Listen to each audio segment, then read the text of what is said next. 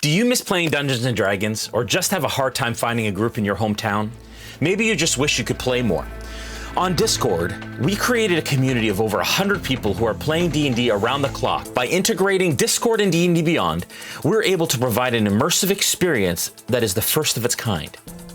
You can create a character from 1st to 15th level, and then roleplay 24/7 in our Discord channels while combating monsters, crafting weapons, training new skills, and searching for items across our campaign world.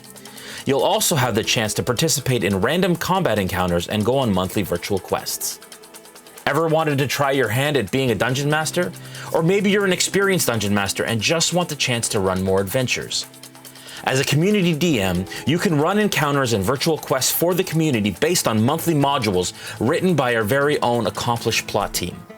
Join us. Join us. Check it out. Join the Discord. Join us! Join us. And let's create incredible stories together.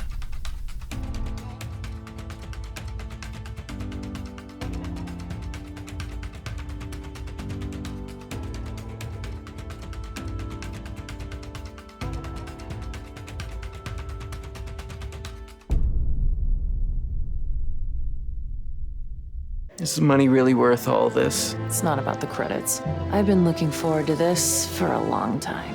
I bet you have. You're not getting the drop on the villains with sounds like that. Your game needs Sirenscape. The Sirenscape online player has a huge library of epic sounds for any situation. Epic games need epic sound. Go to Sirenscape.com to get started today. It is said that the ancient Forge Masters would infuse a part of their souls into their creations, imbuing courage, strength, and grace with each strike of the hammer. But somewhere, deep in a dwarven hall, the last of the Forge Masters is hard at work.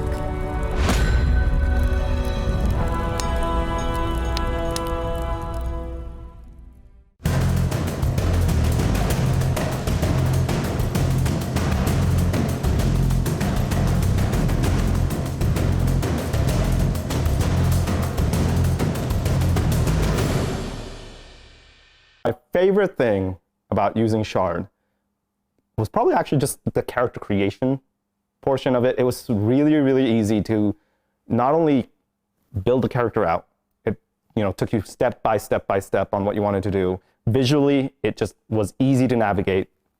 But then when we later got the chance to level up, we were able to also use that moment to just easily figure out what we wanted. It didn't confuse you, it didn't give you too many options, and took you one at a time.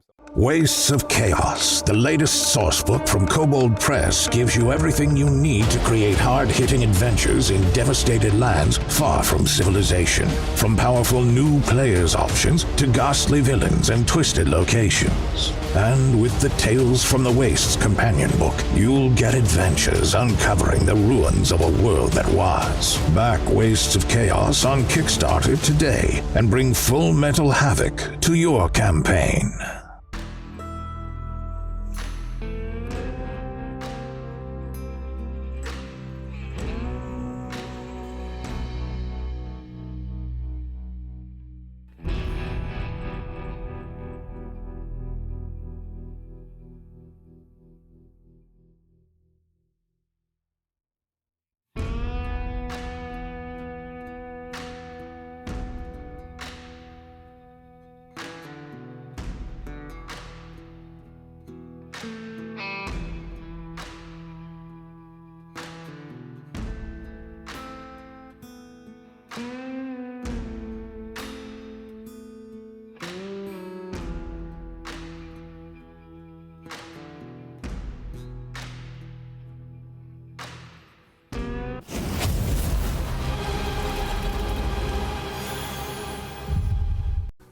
Hello everyone and welcome to episode 5 of Tales of the Wasted West.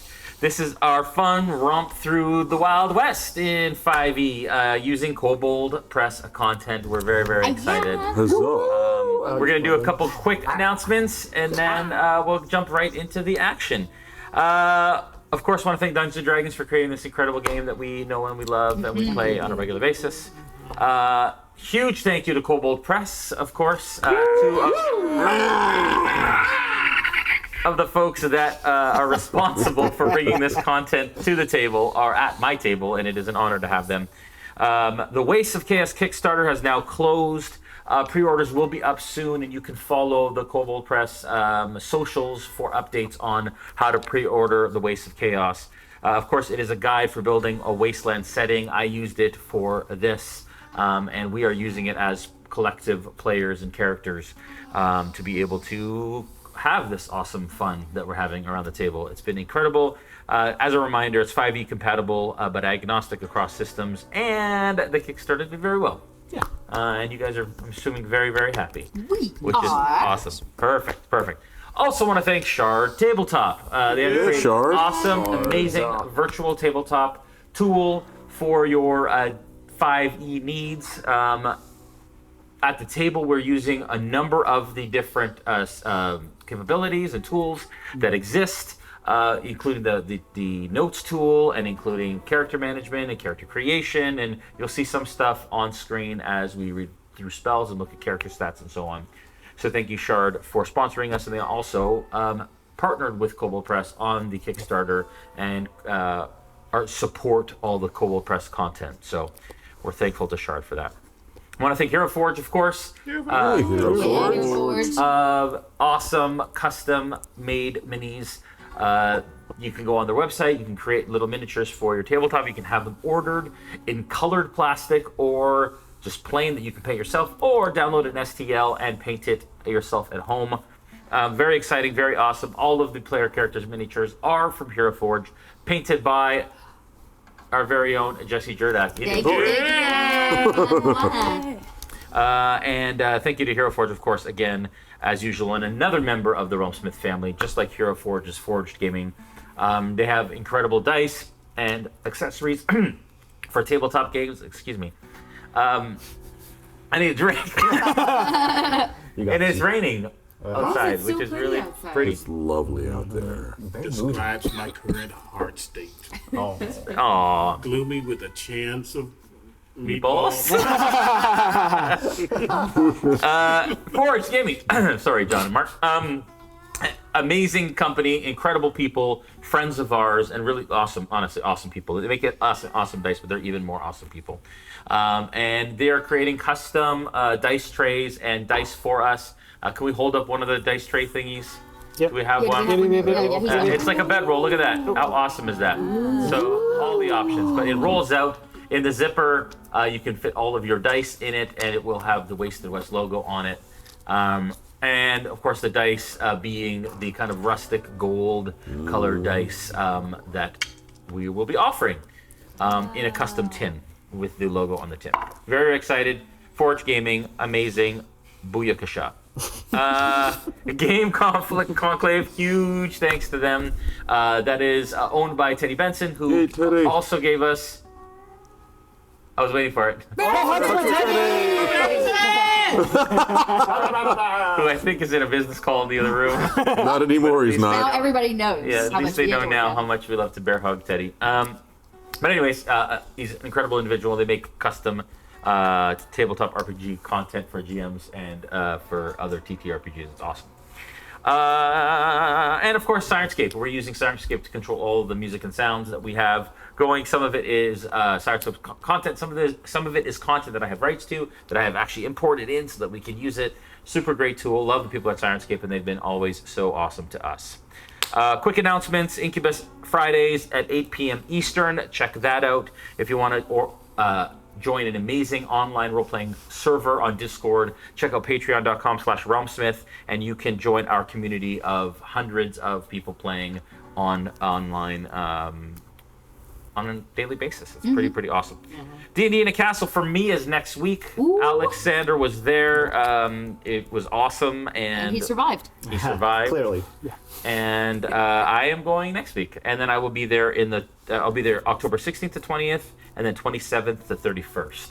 And very excited about that. D3 at Sea coming in November 13th. 3 of the. Can you do that again? Can we get that on camera? That's the There we go. official D3 at sea. That's us rocking the boat. Yeah, that's Rock the boat, baby. wow. It's late. It's gonna be a good Come on a episode. cruise with not us. late. It'll be awesome. More of this. Anyways, it's D3 at sea. It's November 13th. It's a cruise. You play D&D. How much better does that get?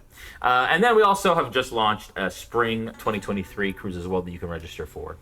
Thanks to our Smith Guardians, who are our leadership team, led by Omega and folks. Love all of y'all. Thank you so much for doing what you do. Thank you to our Realm Watchers who protect our community, who are our moderators, both online and on Discord, and on YouTube and Twitch. And of course, if you like what you saw today, consider subscribing and sharing.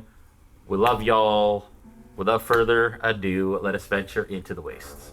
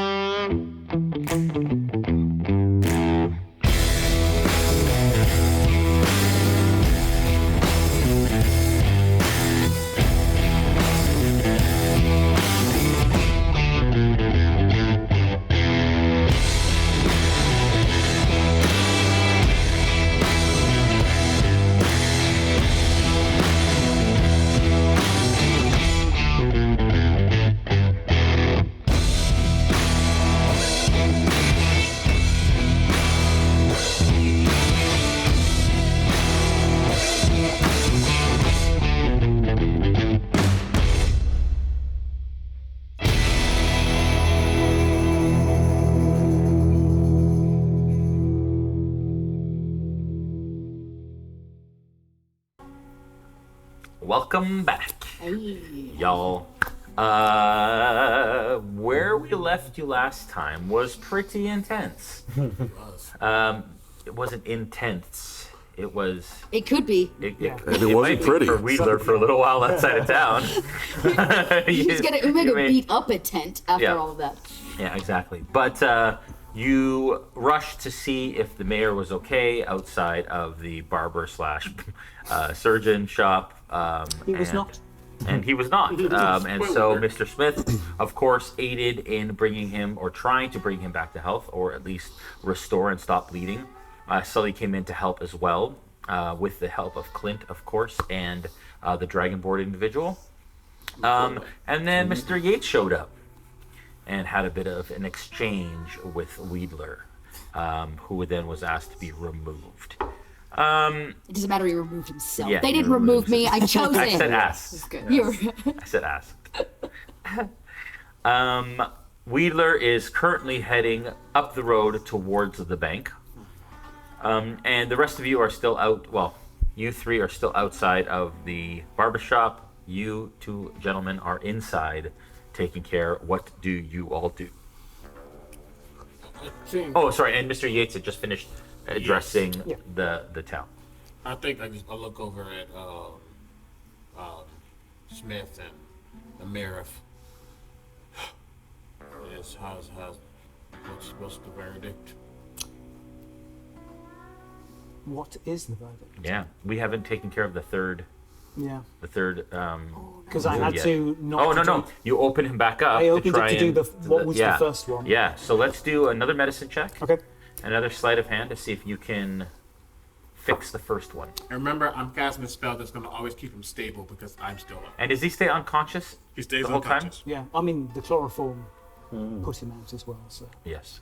25 on the medicine check. Okay. You imagine that there are still fragments in there, and it's festering. It is bleeding quite a bit. And it appears perhaps a perforation in his lung. As you kind of listen, there's a bit of a wheeze. Like air is escaping a little bit. So perhaps not a full perforation, but there's something going on there. Yeah, it's not as good as I would hope. I need a bit of animal bone, about that long. It needs to be sharp on both ends and clean through the middle. Clean? Like... Just kidding. There's a butcher's... Yes. All right.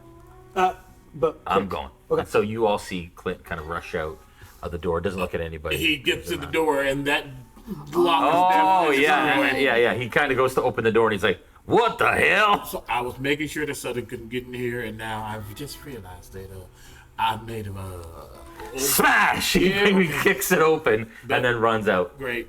Towards the butcher. And you all hear a smash of a door, and then Clint runs through past you over to the butcher, who is next across the street. And runs basically across the street. Oh, okay. Where did Yates go? Is he still on the porch? Yeah, he just finished his address and smash, and Clint runs past him. Okay. And as he's running, the orcs kind of stiffen and look back, kind of prepared, clenched fists, and then loosen up as he runs by. I'm kind of worried. I don't know why he did that. Should we go look in on I'm it? actually going to, nothing, I have to cut you all off. I'm going to just say, I don't need to, I'm not concentrating on anything. Yeah. But he is still stable. I'm going to step out to let the group know what's going on now. How long does that last? It lasts for, let me go back to my lane. 1 hour. Okay. What? And you don't have to concentrate? Or you don't have to be there? Nope. Okay. I just have to not get hurt. Okay. Because I mean, I go down there making death saves. Don't target me. With those eyes.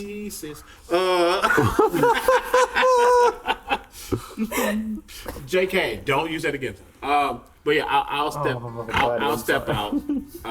Say, I'll let you have some peace. And I'll step out and see the group. Howdy, Sheriff. Hello. What's going on in there? You all see he's wearing his badge. Hurt, stable, helped out a little bit. Mr. Smith is doing what he can. Seems a bit dire, which is why that one just ran out to go get some tools necessary.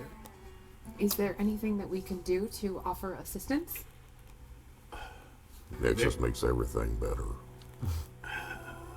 You see him like look at all three of you. Notices that Wedler isn't there, but doesn't say anything about that. There's a saying back where I come from about sometimes there's too many cooks in the kitchen. Just gotta let it be, and if it's not meant to be, it won't be. Again. But again, Mr. Smith is a very accomplished healer in some way, shape, or form, and the Leroy is competent, and we'll pull through. Good to know. Well, I do believe you met our esteemed guest over here, and he points to, is Mr. He's standing Yates out to the side, and now he's talking in the ear of one of his guards. associates? Yeah, so we made sure he didn't come stay in there. And actually, the blood on his little white little get up. We thank Cornelius for that one. Seems like he's a very keen and close friend of the victim. But when I'm saying that, I'm kind of like looking like really strongly at you. And you'll see just that smile come on my face as you see my eyes flash over to where Clint went, and you look back at you. I'm aware of the connection that the mayor sheriff has to this individual. Right. And then as soon as that happens, he just goes back and leans against the post again. At this point, Clint bursts out of the butcher's shop and runs back across with something in his hand that's long and thin, and runs into and hands it to you. What does it do?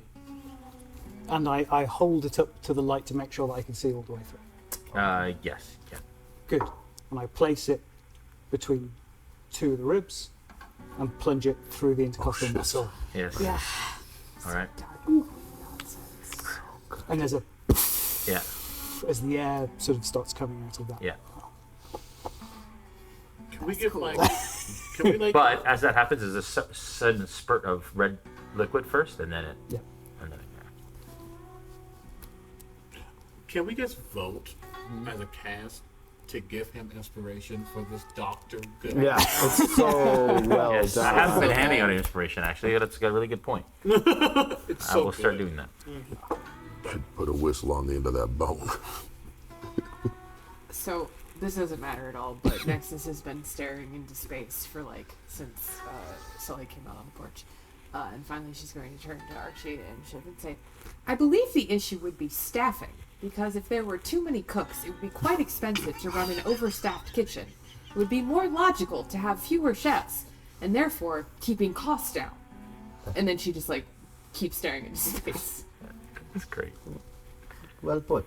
That's exactly why that phrasing comes from. I'm just trying to figure out what you're looking at. There's this beautiful doctor scene happening in the other room, and we're just on the porch staring into the middle. Just two brain cells between the three of us. Rubbing it together with all its work. All right, Wedler, you around the corner, and you see the bank in front of you. You haven't been quite this far around the corner just yet, so I'll give you a little. Well, you would have seen it from where you were, but this is as close as you've been to this building. Like the town hall, this building has tall columns, 4 of them to be exact, in a Doric design, holding up a large A-frame roof. It is constructed of bricks and stone, a dark brown reddish color, most likely used from the local dirt. The front has 2 large windows on either side of the large brick archway with iron double doors within it, and there's a bit of a kind of an opening sort of portico area with 2 big gates before that with the big keyhole in it. You do see a very tall half-orc stands to the right of the double doors inside the gate. He is wearing a dark blue uniform with a dark blue hat with short brim. His shirt barely fits his physique. The shirt has gold buttons down the middle, and it etched. You don't see that yet, but there's gold buttons down the middle. That's what you see. Okay. Well, I'm invisible at the moment because when I pitted off, I didn't want anybody to see what I was up to. Sure. If you could see Wedler, you can tell there's a moment as his hand reaches deep into the bag he carries his lucky rock pillow in. Yeah. He fiddles around and he pulls out a stick of dynamite Oh, dear. really considers it for a hot second. Oh my gosh. And then Sully's voice in his head says, "That's not polite." And he puts it back. And instead he decides to go as close, maybe just to the left of the portal, the door that goes into where this orc is standing, and just decides to take a big old goblin pee right outside the door, so it will smell bad for a long time. They'll never be able to get it out of the front area of this bank. That is the goal. And then when I'm all done, I think I feel better. And I do want to take a deeper look. I'm not going to go in the bank, but I want to get a better sense. So I don't know if there's a way I can roll maybe for some extra perception or insight. But what are you looking for? Wedler would be looking for anything that might give away the signs of foul play, anything that might show an affiliation, where this man is from, were these stones from the local quarry, or did he move them in from another place? Anything that might give Wedler a better idea of who this guy is. And it could just be as simple as a crest. You know what I mean? He's just looking for some dirt, some leverage on this man in the white suit. Sure. Okay. Give me a investigation check. Okay. Yeah.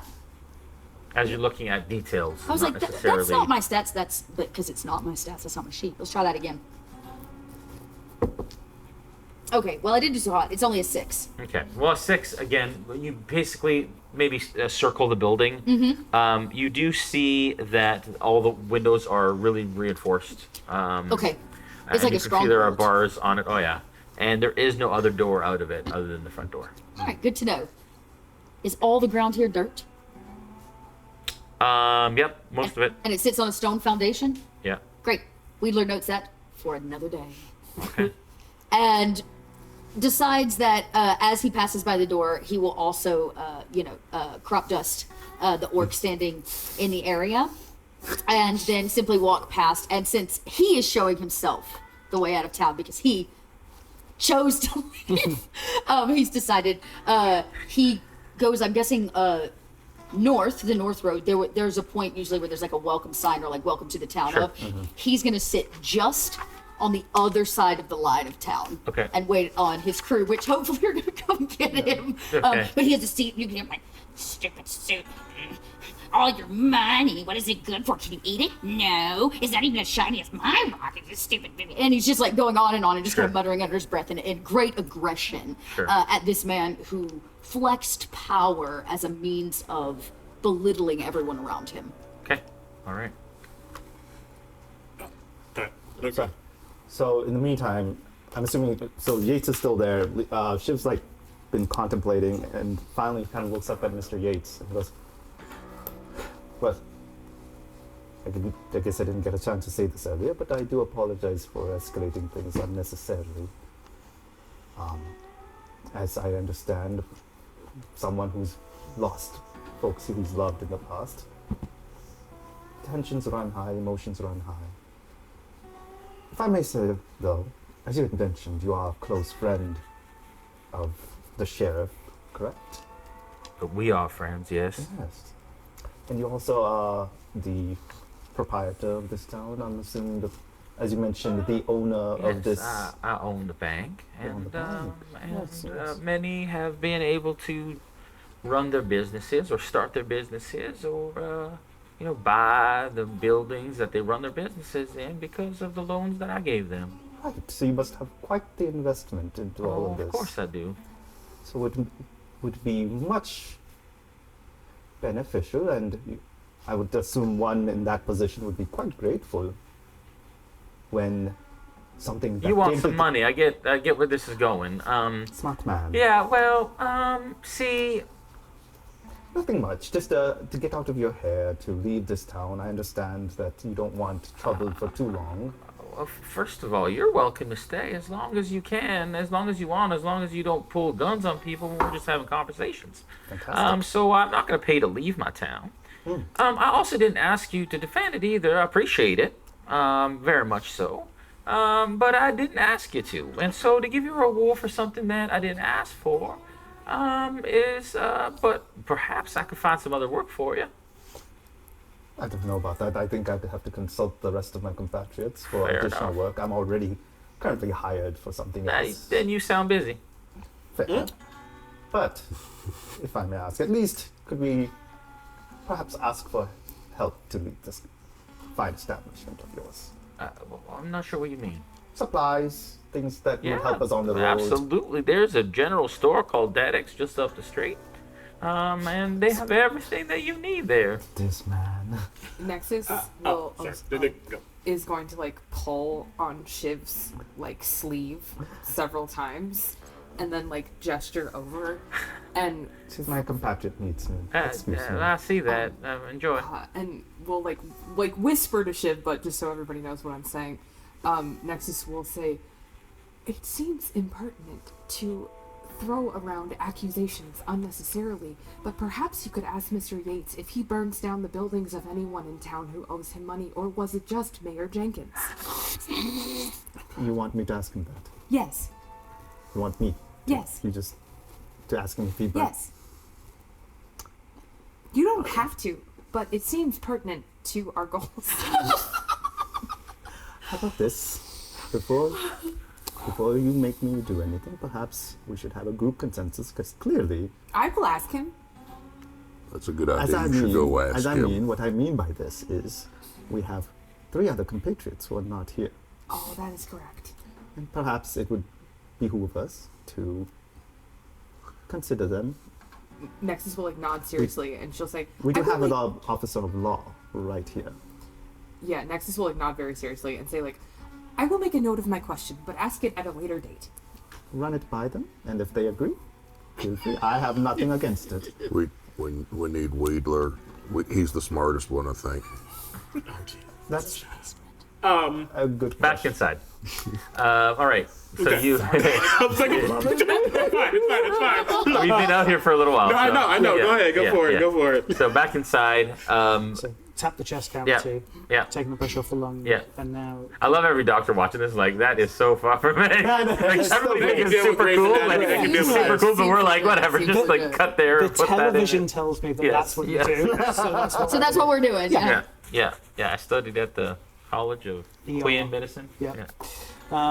Yeah, and then I will continue, because it's clear that this wound is going to fester unless we get all the fragments out, and I haven't got them yet. So unfortunately, I've got to continue to rummage in him like he's a handbag. Okay, so you're gonna continue to. All right, so sorry. So your medicine check was 25. Was that? You, It you was 25. Did Did you give me another sleight of hand yet? I have not given you a sleight of hand.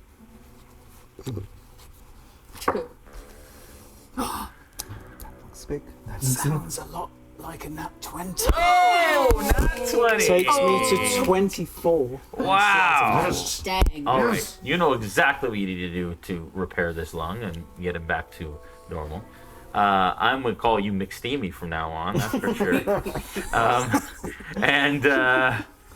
Anyways, and so McLucky. what's that? McLucky. McLucky, yeah. Makes me sound like a chicken franchise. Clucky. That's good. So you managed to patch the lung in the time, and also start to stitch things up.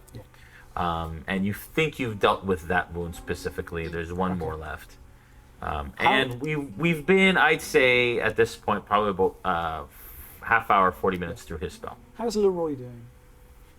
Fine. He's just doing what you ask him to, and he's calm, very calm, zen almost. Because he can do the thing he's been asked to do. Yes. So, Yes. Sure. Okay. Yeah. And again, like if you ask him to help stitch or get you this or get you that, but he's very like happy to be there and. Okay. Cool. I think we're just ready to do the last one, Mr. Leroy. Thank you very much for your assistance. All right. If you'd just like to step out of the way. Oh, okay. Fine. He just kind of backs up. You're doing incredible work. Thank you. It's quite I right. couldn't have done this without you. It's absolutely fine. And this one's gone through. Yeah. Right. What we'll do is we will deal with the front, and then you and I are going to roll him over, and then we'll sort out the back. All right. All right. Right. But it looks like that stopped bleeding, for the most part, at least. Yeah. Okay. And he cracks rolls his shoulders. Let's get down to it. Okay. Sleight of hand and medicine check for the last one. Okay, medicine check. That's still a 50 for the medicine check. 15. Okay. I think you said 50. Oh, no. I was like, I mean- broke my brain for a second. Sleight of hand. He starts to go forward, and he drops the needle. Oh dear. I rolled a natural 1. But Oh, dear. before you say anything, Okay. he drops the needle, Before you say anything. and there's a please, and as it starts to fall into the wound and catch, the loop of thread just somehow hits his thumb and holds, and I Dangling just above the. and there is a And you're re-rolling it. and I'm re-rolling it. Can we re-roll this on camera? Right in the pond. Can we Right get in the pond. Yeah, there? right in the pond. That's Hang on one perfect. sec. Oh my god, I'm gonna have to cover my eyes. Forge Gaming, don't fail us now. Come on, baby. What's that? Move the tree. Move the tree. Real quick. Oh, that tree. This one? Yeah. Yeah. I got you. Oh my god, I'm so nervous. Oh, I'm gonna come around. Yeah, to you this come one. around, get in there. Go for it. That's not bad. Night. That's That is 10, so that's 14 on a sleight of hand, which is not a 1. Which is not Which a is 1. not a one. As the lady at And least as it smiles dropped, on you heard Leroy go, and And then everybody like stops in the, and you're like, you just breathe for a second, pick it back up, and you start to stitch. Okay. All right. Clean it and stitch it. Yeah. Okay. All right. Another 20 minutes passes or so. In that 20 minutes, you're able to stitch the front. You turn him over. You start to stitch the back, and you feel him starting to move under your hands. Yeah. You all, what are you doing outside? No, he was watching kind of there, but watching the interaction between Yates and Shiv, seeing that not really going potentially as well. Also, he's like, of course, money, it matters. And then just, kind of watching, he like looks at Archie, not really looking at Archie, but at least looking at Archie's direction while they're talking. And there's a little bit of smoke that just kind of rises and kind of settles upon himself as he casts Allure on himself. Before he walks over to Yates. Okay. And he says, that smile coming back on. My apologies for all of this ruckus. I believe your friend, Sheriff Borrellian, is doing better. I hope. Things can go every which way, but it seems like he'll be all right. Yeah, it does seem like your friend knows what he's doing in there, and I will compensate him. I appreciate his work on the sheriff, and perhaps we have some more work for you. Oh, would never You there, I see you have a badge on. Well, where are you from? I'm from out of state. Out of state. You're the sheriff there? Yeah. All right, how long ago? Sometime. I heard the sheriff died in Idlestead. Word of mouth would be quite odd. No deaths that I know of. Huh. You're still the sheriff there? Mm-hmm. All right. Insight check. He insight checking me. Can I deceive? Mm-hmm, sure can. I'm gonna add my D6 to this. No! Clear! The condensation! That was betrayal. Such betrayal. Really? That is a 12. All right, Okay. you scathed by. That wasn't too bad. All right. But not the best. I mean, he goes, all right. I just want, because I'm new here and just all the things, I guess, would you mind if I just ask a couple of questions just to kind of get the lay of the land or just understand some things a little? Absolutely. This was a very close call, and I've never heard of a town that the sheriff is also the mayor. Right. And I know that Mayor Johnson, No, yeah. passed away recently, may rest. Sure. If Borrellian were to die, who becomes sheriff? Well, that's a great question. There would be probably a vote. Who becomes sheriff? Yeah. Oh, well, the next in line, perhaps. If there is, one of his deputies, perhaps. Obviously, they're not here right now. They're out on a errand today. For the sheriff, is my understanding. But if not, perhaps sometimes another sheriff from another town, and which begs me to ask, if you're here, then who's taking care of Idlestead? Oh, my deputy is. Are you interested in perhaps changing your town? If No. he meets an unfortunate end, no? I'm not changing in town, no. I just happen to be coming through. How much did you make as a sheriff out in Idlestead? It's a small settlement. It is, It's not Hellsbank. but it doesn't need to be. It's I'll not about double how it. much you make. You'll double what? Your wage. For me to leave the town that I am watching over to come here. That's what I said. The danger is much greater here. There's a lot that comes through this area, and man of your talents. And he looks at your eye. He looks back at both eyes, and he says, "Could be useful. Do I catch the look? Is there any intent in that look? Oh, there's intended for you to see it. Of course. I do appreciate that offer, Mr. Yates. Is it not an offer I'm going to take you up on? You said the deputies were on an errand or something? Yeah. I believe the sheriff sent him out on errand today. I'd heard something about it, but I don't know what. No, that's fair. But that does beg go into the second question. Who becomes mayor? Well, there'll be a vote. Everybody in the town will vote. Or there just because he seemed like he had to take up the position. Has the vote not happened yet, or? It was a temporary vote. He took it up, and that, in fact, he's a well-established, respected man.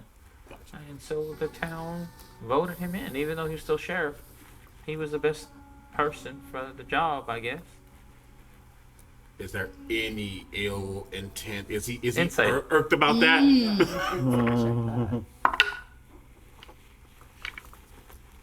That eye is just kind of foggy right now. Oh my god. You believe he thinks that the mayor was the best man for the job.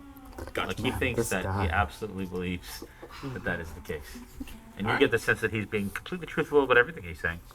But my insight was talking about that one specific thing. Don't be trying to give me more. No, I'm giving you more. That's fine. Fair. Just one quick last question. I'm sure that he's doing a wonderful job, and whoever becomes mayor next will do an even greater job potentially. Do you know anything about these bandits who came through? Not a lot. I've heard rumors of them. About strange happenings and them coming back from the dead and all that sort of thing. But they've been a menace, I guess, in the Redlands in this area, especially the Borderlands. But they've never been this far west. It's my understanding. On the other side of the mountains, usually. You've been here in Hell's Bank for, I assume, quite some time. Oh, yeah, quite some time. How long? About 10 years, maybe, give or take. No, sorry. I take that back. Yeah, about 8 to 10 years, I think. And being the money individual, the money guy, kind of are keen on the ins and outs of the town. Sure. So do you know why the mayor would owe them any money? Oh, I don't know. I heard that's what they said. That's what they said. Heard that with my own It's ears. a little concerning. Anybody who owes the ever-living bandit something has something perhaps that the rest of us need to know about. Let's hope he survives so he can explain it to us. Oh, no. My apologies. Borellian didn't know money. Jenkins did. Oh, Jenkins. Oh, well. Would be surprised. Was he not an up-and-up mayor? There's questions. Doubts. But no answers. Okay. No. I mean, he was a straightforward businessman. I mean, we did lots of business together. But everyone's got a dark past. Everyone's got some skeletons in their closet. Some ghouls in the getup. Am I an earshot of all this? No. Perception check. I mean, you're not keeping this quiet. You're kind of having a conversation. We're having a conversation. You're having a conversation out on the porch. Oh, okay. At 24, Yeah, 22. you absolutely heard all this. Yeah. So did your ancestors. Those bear's ears, yeah. Do I get the impression? I mean, I've been creepily watching these people from the hills surrounding town. Yeah. Has he been here about 8-10 years? How long have you been here? 64 years. In this area. Yeah, this town hasn't been around. It's probably been around about 8 to 10 years. All right. So he probably started it. So you've been here at least as long as. But you may have been in this area, in the mountains and so on, for a while. But when this town came up, you're like, oh, cool town. And he is Give me a history check.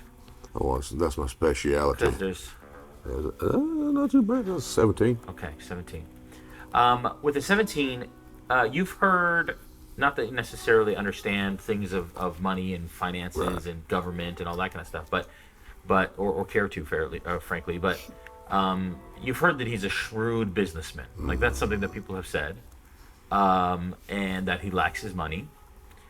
And but other than that,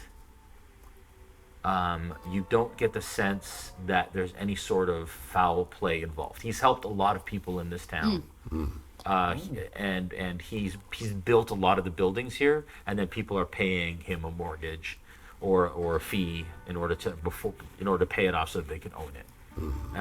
And he's respected for that purpose. Without his means, without his funds, the town maybe wouldn't be where it is or here at all. That's kind of the sense from history and from what you've heard from the town. People don't like him. People think he's pompous and arrogant and things like that, but for the most part, they realize that he's a necessary evil of sorts. I relay all that to Nexus, and I just smile dopily at the sheriff. With the 24, though,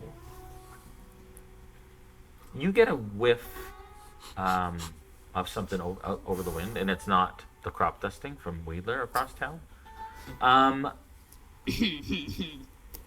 You've been around Yates maybe a short amount of time, not long, but you get a bit of a different smell from him. Than before. He smells different. Good? No, it's bad. Bad smell. It's a bad smell. Like soap. Hmm? Not like soap. Oh. No, opposite. Okay. And I'm just gonna finish it up and say, well, no, it's great. I'm just gonna finish it up and say, well, I was just curious, good to, the law of certain areas, just get to know the law in other areas and those who accomplish said law. Well, thank you. I hope you get the red out of that precious white suit of yours. Well, I hope so. This wasn't a cheap suit. You look like a man who understands the fineries, and it wasn't intentional. I understand it was an accident. But I also get that certain perceptions are important. You wouldn't want to have any red on your ledger. Well, nobody wants red in their ledger. True. You enjoy your day, Mr. Yates. Well, you too, Sheriff. And if you change your mind, you know where to find me. I do. Turn back and look at the group. And then I'll step back in just to check. Well, that was an full. Okay, you step back into here. Okay. Give that to Archie, Fast please. forward to Wedler, who has assuredly joined another party by now. Or has potentially started tearing down the town. You're not sure. Yeah, it's just one or the other. Could go either way. All right. So at this stage, you step in to watch him starting to come to. And he kind of comes to, and he is groggy. And he looks up at you all, and he takes you all in really quickly. His eyes dart around. And in that moment, he grabs your wrist. Whose wrist? Sully's. And he grabs your wrist, and he looks up and he says, "Don't let him take this town."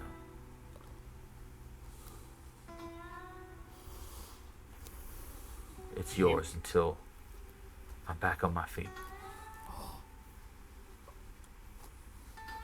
Responsibility. Mayor. And he kind of closes his eyes and he fades out. I will see that, and there's a contort of a smile, but also frustration, but also understanding. Nod. You look at Smith. You look at Clint and Leroy. Wasn't expecting to get 2 titles at once. Mr. Laura, is there a notary in town or anything? Is there a what? A notary. A notary. There's a bookkeeper. Is that what you mean? Someone who would observe contracting or similar. Usually the town hall. You can have that done.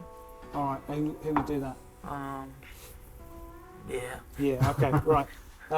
If you wouldn't mind signing a piece of paper to state the wording of the sheriff, I'd appreciate it. Just to smooth over any temporary transition of power. What he just said? Yeah. Well, all right, I can do that. The bit where he ceded power to Sheriff Sullivan. Sure. I think. Oof. You put me in a difficult position right now. Well, it's a declaration of the truth. Sure.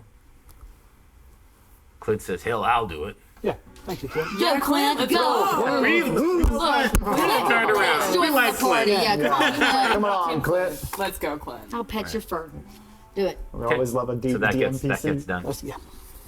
Witnesses sign it. Yeah. It's done. Yeah. So you guys gonna bring it up front? Yes, I'm going to. He's just been contemplating as they're writing. You see that eye just always swirling with that smoke. But then there is a very confident smile that comes upon his face as he takes that note, the threefold. I'll be right back. Unless you want to come with, I believe you. Am I happy that the patient is currently stable and? That's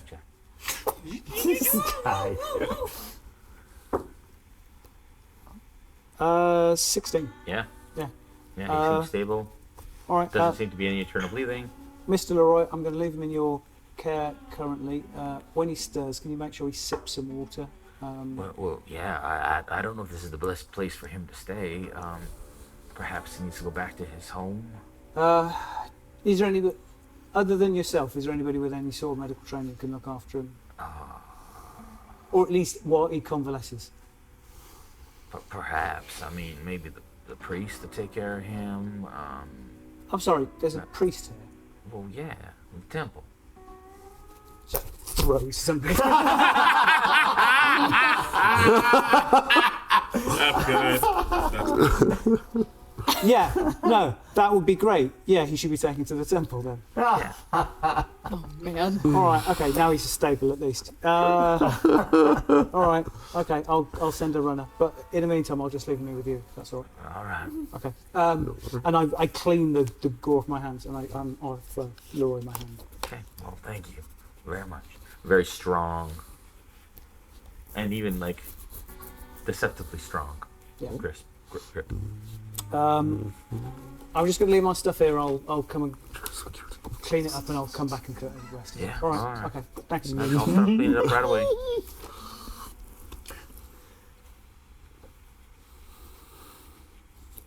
You were in the room. Oh, I know what you. While all of this is going on, Nexus is sort of sidled up to Mr. Yates. Yeah. And she's asking him a weird amount of questions about a suit. And About his suit? About a suit. Okay. And she says, hello, I am Nexus. Mr. Yates, where did you obtain your garments? Oh, I mean, they're imported from all over the place. This one in particular, out east, a nice little town. There's a seamstress there that creates fine goods. So you did not utilize the services of Mayor Jenkins? Oh, I have. I have lots of garments. This suit in particular is not from Jenkins' establishment. Interesting.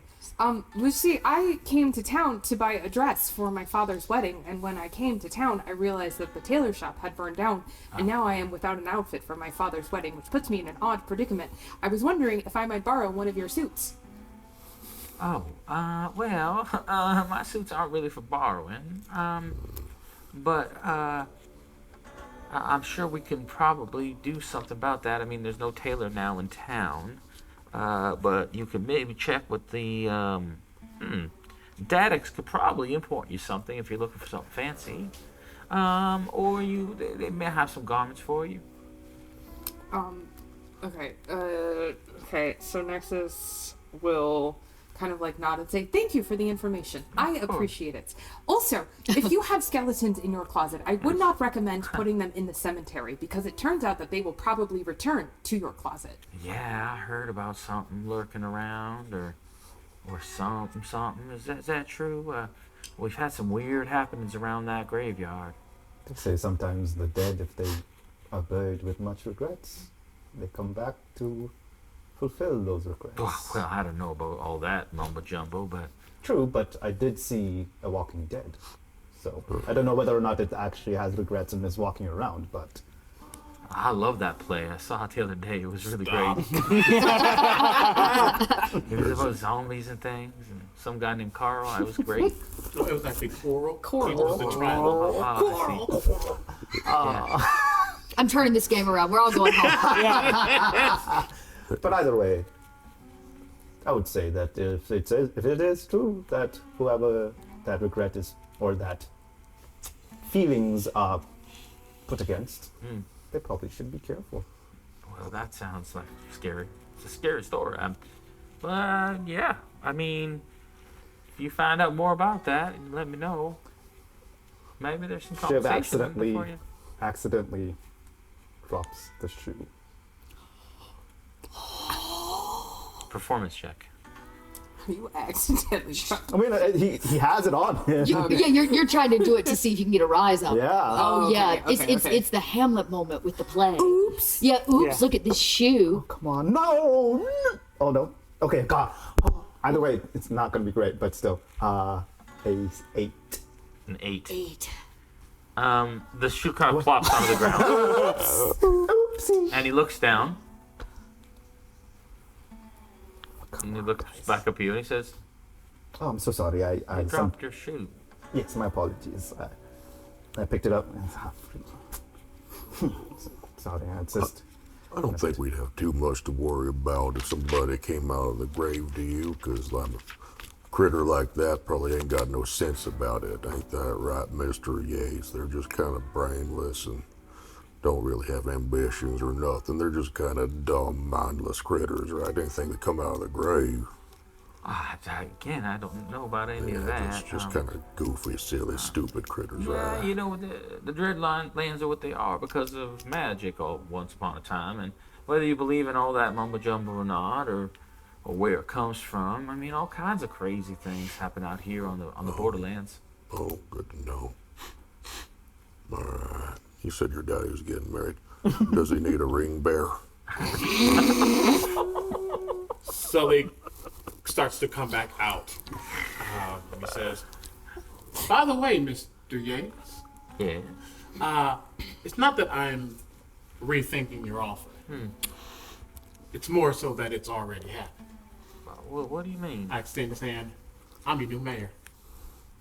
He doesn't shake it. He says, I'm not sure exactly what you are up to. What you mean I'm by sorry. this? My apologies. I was thinking about the reform of this place or helping out as I can. As you say, I'm really good at what I do.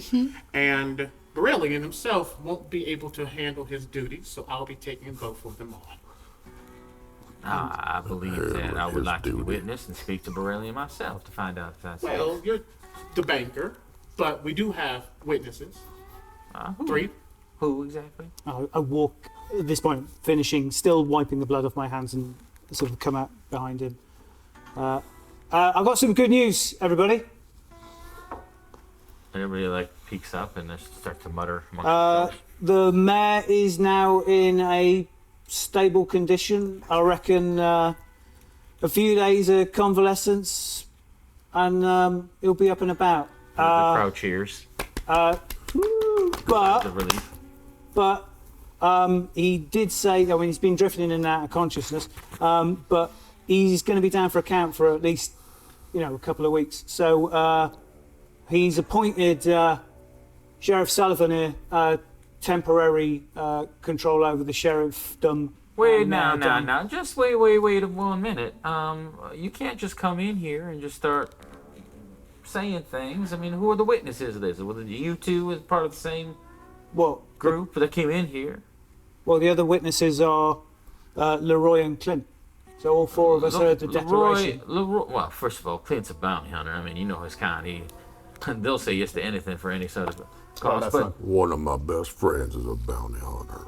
well, I'm just saying they're great when Well, you you're want a saying job that done. the citizens, whether they are highborn or lowborn, don't have a say Yeah. and can't be witnesses to your. Well, let me see this witness statement. I don't think you need to see. I would say the crowd does. I believe I am part of this crowd. You're correct. I am a member of this society, a But member you're of this not community. the judge, jury, or executioner. Absolutely. We Hey, can get- Leroy, can you come out here real quick? Yeah, Leroy comes out. And he kind of like saunters out. And with the declaration, I just kind of look at it for a second, and I say, "One moment," and I'll hand it to you. Very interesting. Thank you. And I'll hand it back. I'll look at Mr. Yates. I enjoy documents. And as I hold it, I go, "Leroy and Clint, you both were witness to." So he didn't. Leroy said, "I can't. You can't put me in that Oh, position." so sorry. You said, Okay. but Clint, sorry, Clint did. Clint did. did Clint come out? Clint is coming out now. Sorry, he followed you guys I out. heard. Yeah. My bad. Yeah. While Leroy is handling Sheriff Borelli and Clint, I'm sure will be glad to give his word. Yeah. Once again, all aside, Clint, you're new to this town too, and frankly, y'all are not members of this town, of this community. You don't live here. You don't have any interest here at all. And Leroy was in there. Leroy, what do you have to say? And Leroy kind of goes. He kind of looks around. He's like obviously torn, pulled apart. Kind of trying to decide. I look at Leroy with that smile and I say, as your current leadership, you have to never worry about anything getting in the way, no trouble coming towards you, or anything you care about. That I can promise. He looks at Mr. Yates. Mr. Yates kind of shoots him a glance, and looks back and he says, I mean, I don't know if we can trust anything that Borellian is saying in the current condition he My is. eyes and, begin to glow as I look at him. give me a persuasion check. And I say, Or intimidation. Intimidation. And as I begin to glow, I say, now the truth will set us all free. You don't have to worry.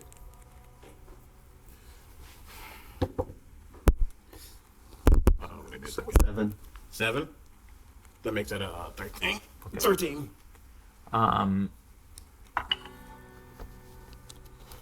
I interject? Yeah. So whilst Sully is saying that, I'm looking over at Leroy. I just go, Leroy, you and I work too hard in there to keep him alive, not to do what he wants. I understand that. We did a fantastic job, and I mean, I just held some towels, and No, you didn't. it was fine. It was a collaborative effort, 70-30, but I mean, for the most part, what I'm saying is, and he looks back at Yates, and you can see him look and then look down, and he says, I just can't be party to witnessing something that was said out of pain and anguish coming out of the state that he was in. So you do admit And he he looks said down. what he said, then. And he says, I heard him say something like that. That's all I wanted to know. That's the declaration of the truth, as I show the paper. Like I said, this is a temporary fixture. He'll be up on his feet in a couple of weeks. We'll be after you, okay? Mr. Yates looked at all you. He says, I see what you're trying to do here. You're new to this town. Think you can come in here and change things? Steal it up from the people? You can be mayor, sheriff, whatever you want for the day. I'll get a judge. Let him decide. Or her. Or them. On the morrow, we'll hold a little trial. And we can decide whether or not the people will decide whether or not you, who just strolled in here today, Or you, the one who you just... And he pauses. We can have every trial, sir, before the next 24 hours. I might need to get some information from you about just some inner workings, just so I can better be prepared for this trial. Well, I will be whatever you need, Mayor. Thank you so much, banker. He starts to look across the crowd, and you can see like probably half of the people there meet his gaze and look down. And he says, it's yours for the day. I think we should maybe get something to eat, or Perhaps before we leave, maybe you can give a little bit of a speech to your new charges. Constituents. And he says, well, all right, before all that, let's just get back to business, folks. We have a town to Now run. the mayor is speaking. You, sir. I'm just letting you know. You, sir, need to keep your mouth shut. Now, we don't need any. Orcs step up beside him. We don't need any negativity. I'm just making sure that the word of your former, currently indisposed leader is listened to. Now, I know you all don't know me from Jack, Jill, or Monroe.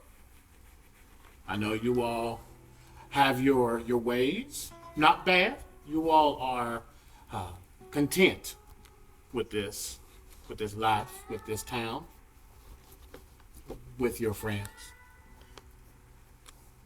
I'm not here to change. I got here as a lawmaker, as a law officer myself. And I saw more chaos than I expected out of this great town. There were bandits here, and the 5 of us, we have another, but they are currently probably getting some food. I don't know. The 5 of us helped you. And we'll continue to do so because we are all here together. You all can go on and have the day that you want. But I'll make sure that once my time is done, that Hell's Bank is in heaven on earth. That was real pretty. Well, all right. He says, gentlemen, he kind of turns around and starts walking back up the street. Don't know about you. He just looks down at the gore coating and I'm going to go and have a bath. I got to tinkle something fierce. I'm still got the previous bath in me. No, bath. Yeah, bath. No, B-A-T-H. Bath. The bath. There's no F in it. There's no effing in the bath. I mean, you're not I mean, you can. You need a bigger one, though. I didn't know. And you need to make sure they're not sitting near the tap end because he gets you right in the back. All right. Let's, yeah, we should retire. I gotta, like I said, I need to preview something first. We should probably get So, just Wedler sits for a hot minute, right? The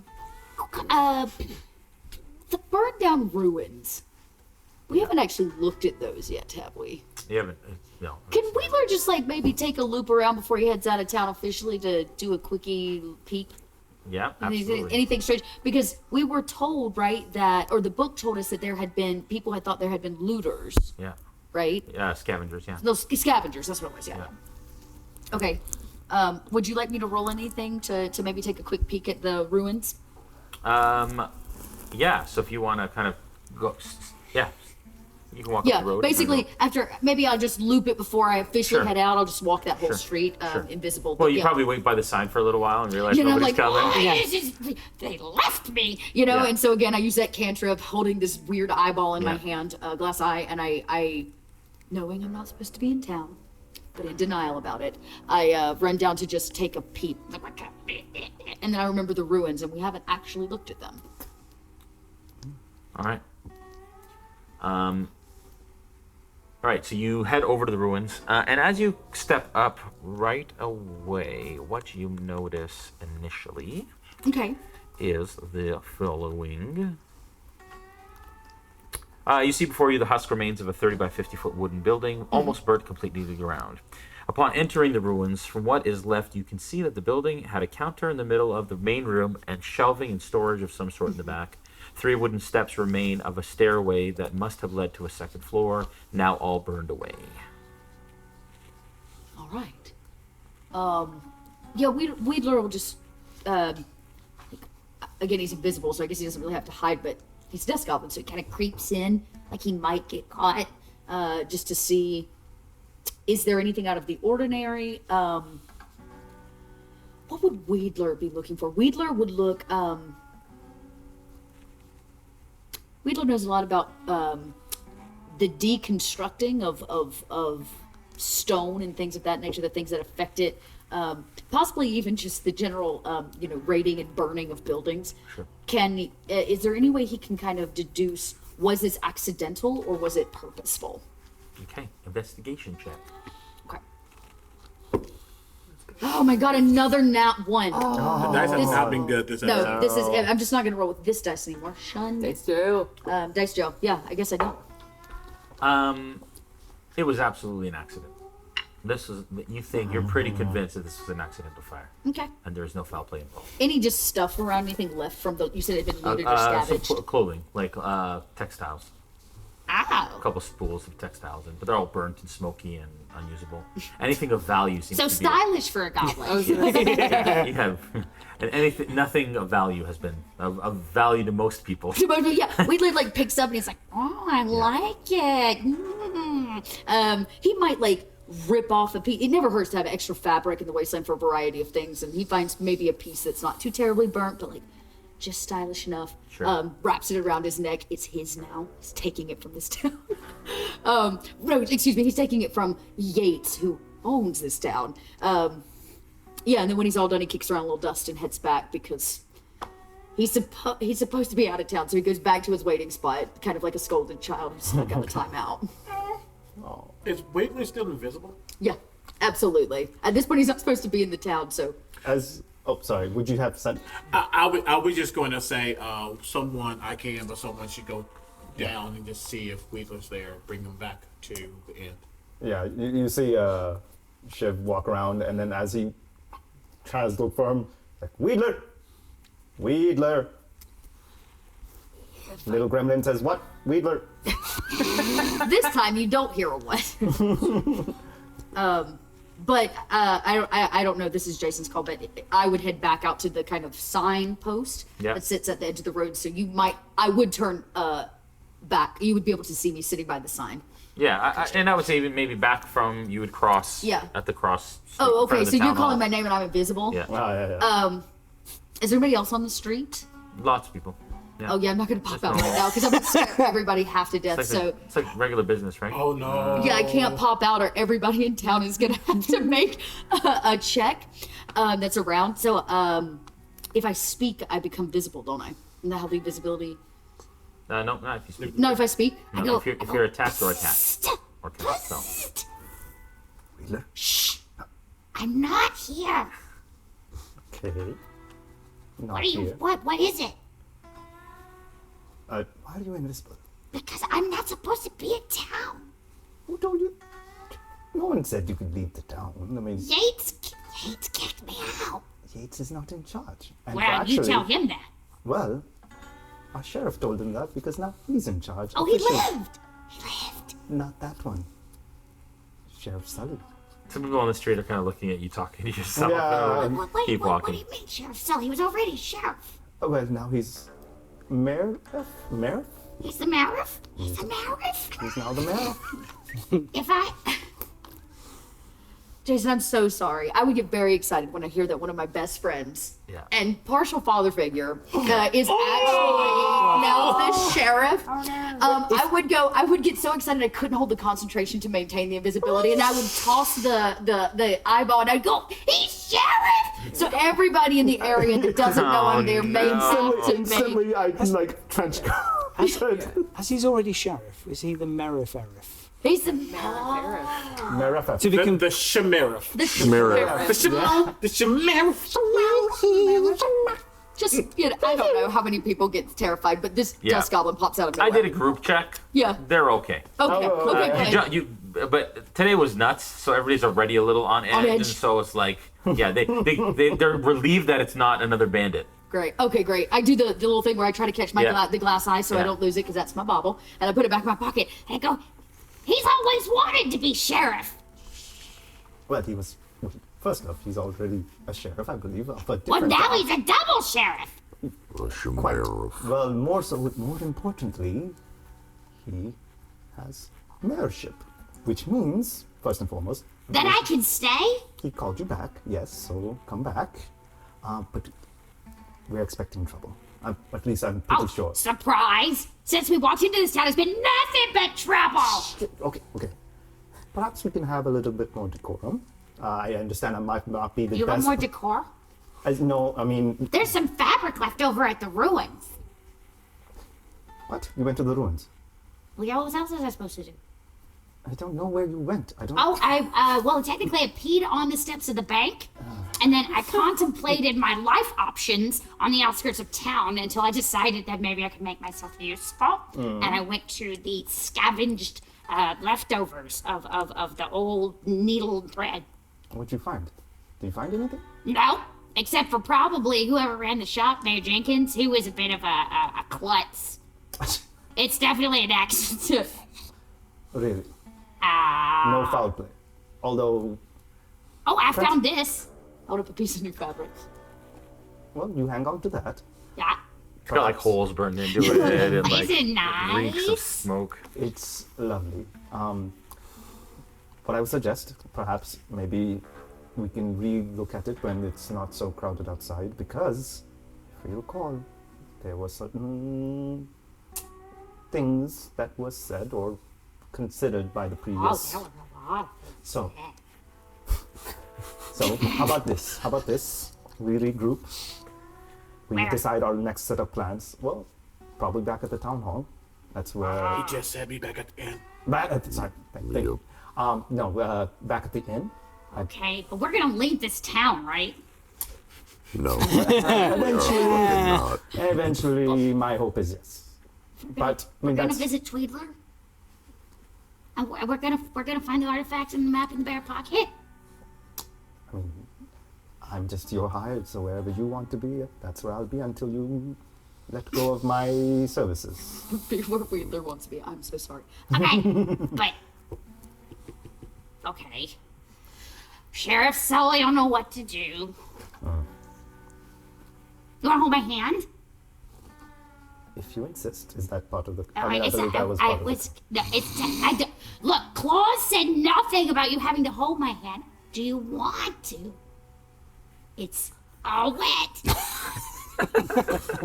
You see Shiv reach into his pocket, put on a glove, and says, "Here you go." That splat sound of a wet hand against leather. Yeah. Why so many times? Because I'm excited. And I keep talking. I'm squeezing. I remember this one time, which is funny because I've only known Sully, like a week and a half maybe since he saved me. But yeah, I start telling stories about Sully said that I should da-da-da-da. And then Sully said... That's lovely. And we scared a mushroom person. Yeah. And an out seed. And we return back to the inn at this point, I believe. And that is where we're going to take a break for this episode. And welcome to level 4. In the break, you can level up, and then we'll be back in a bit. All right.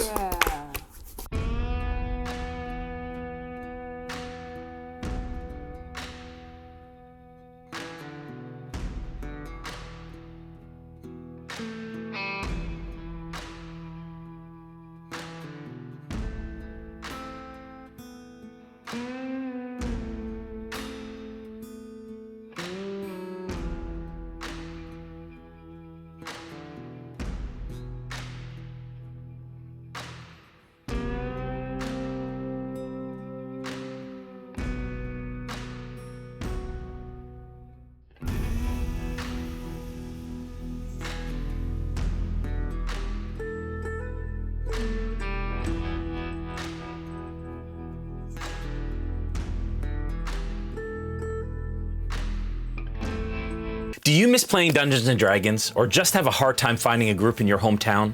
Maybe you just wish you could play more. On Discord, we created a community of over 100 people who are playing D&D around the clock. By integrating Discord and D&D Beyond, we're able to provide an immersive experience that is the first of its kind. You can create a character from 1st to 15th level, and then roleplay 24/7 in our Discord channels while combating monsters, crafting weapons, training new skills, and searching for items across our campaign world. You'll also have the chance to participate in random combat encounters and go on monthly virtual quests. Ever wanted to try your hand at being a dungeon master? Or maybe you're an experienced dungeon master and just want the chance to run more adventures. As a community DM, you can run encounters and virtual quests for the community based on monthly modules written by our very own accomplished plot team.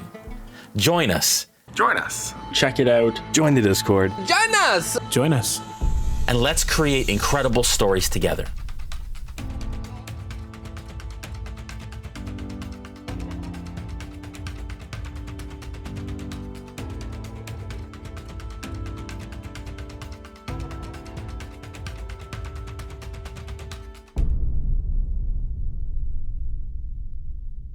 Is the money really worth all this? It's not about the credits.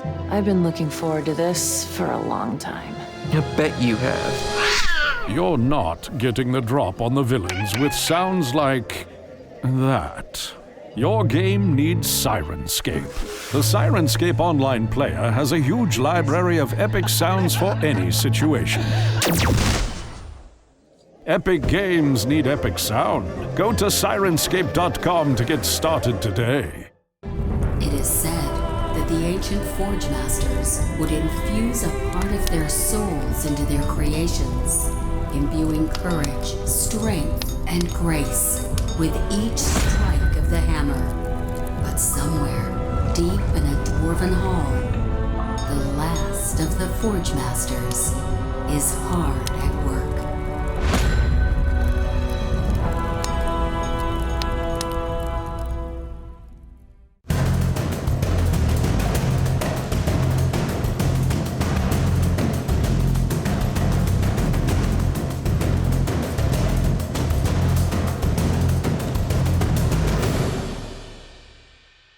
Thing about using Shard Tabletop for this game was how accessible everything is and how everything is just at a glance.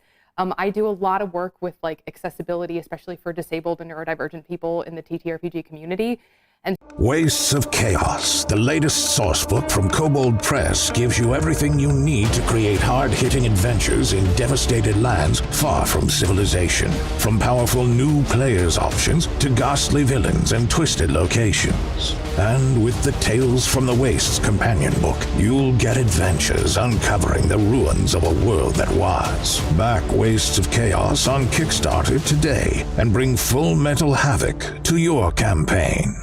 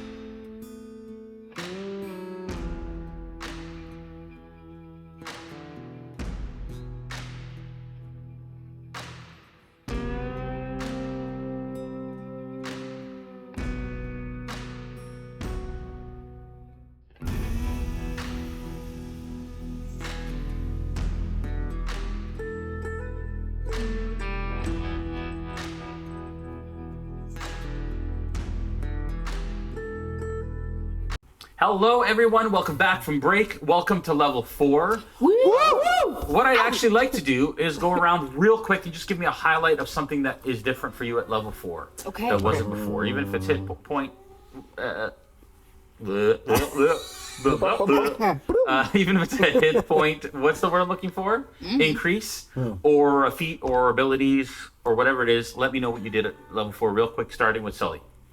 Please don't start with me. Please don't start with me. Please don't start with me. With Dot. Okay, great. I'm like, no. So, hit points went up, which is really awesome for Wedler because he was a squishy 25. But I chose a feat. I changed to cantrip, which I thought fit Wedler better, which I'm going to say because it's very wet hands. That's all I'm going to say. But I decided to take a feat. And the feat that I took, I think is going to... Oh, I don't know. Okay, I'll spoil it. Screw it, I'll spoil it. So I took a feat actually from our Southlands book, the Cowgirl Press Southlands book, which is called Amulet Crafter. And it allows Wedler to take his baubles, because he's going to choose baubles, but you can really take any item and turn it kind of into a magical amulet by casting a first level spell on it and then allowing somebody else to wear it and have it. So it kind of adds this. Is it like a Ring of Storing where they can cast that spell from it, or so since it's part of a short rest, you can expend a first level spell slot or 2 hit dice to charge a small amulet with a power feature of a hieroglyph or rune that you know. So in this case, it'd be something from the Southlands. The creature holding the amulet can activate it as an action, after which it's expended. The amulet retains its magic until you regain the expended spell slot. When you finish a long rest, you can choose not to regain it. So it kind of gives them a choice for one chance to use whatever's imbued on the amulet, and then I got a boost. And they get the effects of that thing. It's a one-time. It's a one-time use, but it allows him to just kind of imbue a bauble. Bring a spell storing. Yeah, exactly. That's exactly what it is. Yeah. So I loved this. I thought it was very cool. Like that. And very Wedler. Alexander. I, in the vain hope of keeping us alive, took the healer feat. Great feat. That's a great feat. So yes, so what that will allow me to do is once per long rest on each person, I can expend the use of a healer's kit and heal them. You can do each person in the party once per long rest? Yes. Wow. And you don't even need magic. And Isn't how much that awesome? Does it heal? It heals 1d6 plus 4 plus the number of hit dice that creature has. So I'm rolling 1d6 plus 8. So it's kind of better than a basic healing. I mean, like cure wounds. Yes. Almost. Yeah, that's pretty cool. And you're running it from a healer's kit, so it's fairly inexpensive as well. Wow, that's great. Good thing, because guns hurt. Yes. Speaking about that, to let my guns hurt from further away, first and foremost, I increased in hit points because I too apparently am as squishy as a goblin. To a nice 32. Nice. And then on top of that, I took the sharpshooter feat. Nice. Good. Which is nice because I don't need to be as close to people. Yeah. So, all considering. But yeah, allows me to basically avoid disadvantage on long range shots. Nice. And also lets me use half cover and 3/4 cover without disadvantage. Cool. That's awesome. Good. It's awesome. So, I'm I excited. have done some stuff. Yeah, it sounds like all the stuff. Going on, moving on. Oh. No, I chose some. Maybe I am in the process of choosing some spells because I'm overwhelmed by choice. But I am. I also just bumped my intelligence because I'm a wizard, Harry. So that's what I did. That was really a bunch good. of new spells. What? Bunch of new spells. I will let you know what I know. No, you don't have to tell us which spells, but that's what you did. You just Yes, new spells, and I bumped my scores. Yeah, awesome abilities. Good. Archie shook the cobwebs off and took the mobile feat. He's a little bit tired of having to take 4 or 5 rounds to get to the fight when he was using a long gun. So he gained extra 10 feet of movement speed. Nice. He he rolled an 11 on his hit die, which was nice. And yeah, hopefully he'll be able to at least get to the fights when everybody's hiding behind a corner and shooting at each other. Awesome. And just so everybody's clear too, RealmSmith rules typically for hit die or for hit points is we usually do no lower than the average. Yeah, I just take the average. So if you roll 2 hit points, you take whatever the average is. Great. So it's 4 if it's That's D8. helpful. Thank you. Yeah. Nice. And I will say it's a very visual thing. Not very, but look close enough. You notice that while one eye has been ethereal and kind of, grayish blue with the flecks of gray and orange, this has always just been a light gray. You start to see a couple flecks of orange and red in this eye as he starting to come to terms with some of his, the gunpowder, the black powder that fuels him. His charisma is now 20. Nice, Whoa. nice. And I do have some I got some spell work, but and a feat that helps with that more that side of him be more strong. So you're gonna see a little extra stuff coming from that side of him. I have great news for the table. Oh. I can use the healer feat on you not once per long rest, but once per short rest. Now, if we ever get to take a short rest, then we might be okay. Who needs rest? What is rest? What I'm hearing is more mindless shenanigans. Yes, that's what I heard too. This is good. No. All right. The crowd in front of the barbershop disperses, and you all head back to the inn, is my understanding, which is just across the street from where you were, pretty much. I was going to see Bentley. You were going to go see Bentley. What did we just say? I am covered head to toe in blood. I need a wash. Yes. Okay. So you head over. Okay. So just you all, where are you all heading before we deal with Bentley? I think we should watch him take a bath. I'm heading into the inn, maybe find an area or something to just kind of not be so close to the public, I guess. So that means going back to one of the rooms. That's great. You guys want to have a meeting? We have not had a chance to just be together. Yeah. we Since this really morning. haven't, yeah. So I would say yeah. Just regroup and figure out the next steps. Exactly. Regroup for the next steps. Take a bath. But regroup is at least that's what Sully proposes. All right, let's get back, have a quick chat, and then we'll get ourselves cleaned up. I need to have a look at a couple of you as well, because not you. I'm fine. Yeah. No, I was mostly looking at him, but yeah. Miss Smith, he looks tired. Like he's lost a lot of energy in whatever has been going on in that back room. He looks drained. But yeah. All right, lead on, Mayor. Yeah, we'll talk about that one. Yep, he will head up to. Actually, because I don't think we paid for more than one night. I'm gonna go to whoever the reception front desk person is. Who knows? And I will say, we'll come back to rooms maybe later. But what is the biggest room? Do you have like a conference room, or maybe I guess an area? Family suite. A family suite, exactly. What's the biggest room you have here? It's one of the porters, the young boy, who's just at the front. And he says, we do have meeting rooms that people can rent off of the dining hall. If you want a larger room, we do have rooms with 4 single beds, if you prefer that, rather than the single rooms that you had last evening. Not as comfy and not as nice, but... No, I think a media room will be just fine. Oh, my apologies. I don't think I actually formally introduced myself, and now I have to introduce myself in a very different way. Mayor Sullivan Fernandez. I saw. It doesn't shake your hand. Great. I would like the meeting room. All right. It's just through the doors there. I'll write it down. And does he seem like one of the allies of... Insight check. I'm rolling a different die because I love you for its gaming, but you've been rolling me dirty. Great. 19. With a 19, you get the sense it's going to be pretty hard to gain any sort of traction with people who live and operate in buildings that Mr. Yates operates and owns. When he says he owns this town, like he literally owns it. buildings. Yeah. And so nobody wants to piss him off. He owns or they all get of them? evicted. You don't know. Oh, no.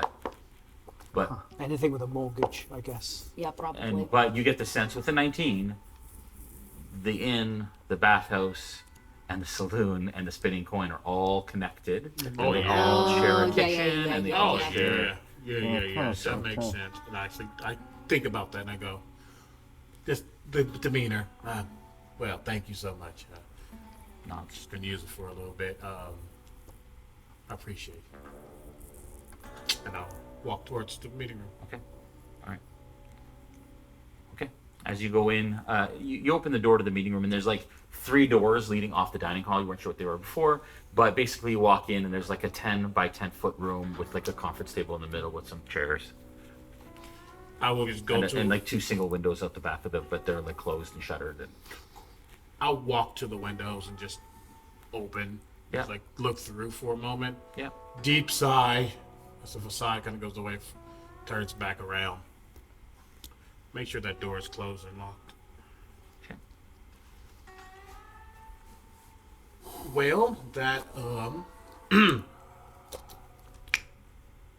not leaving anytime soon.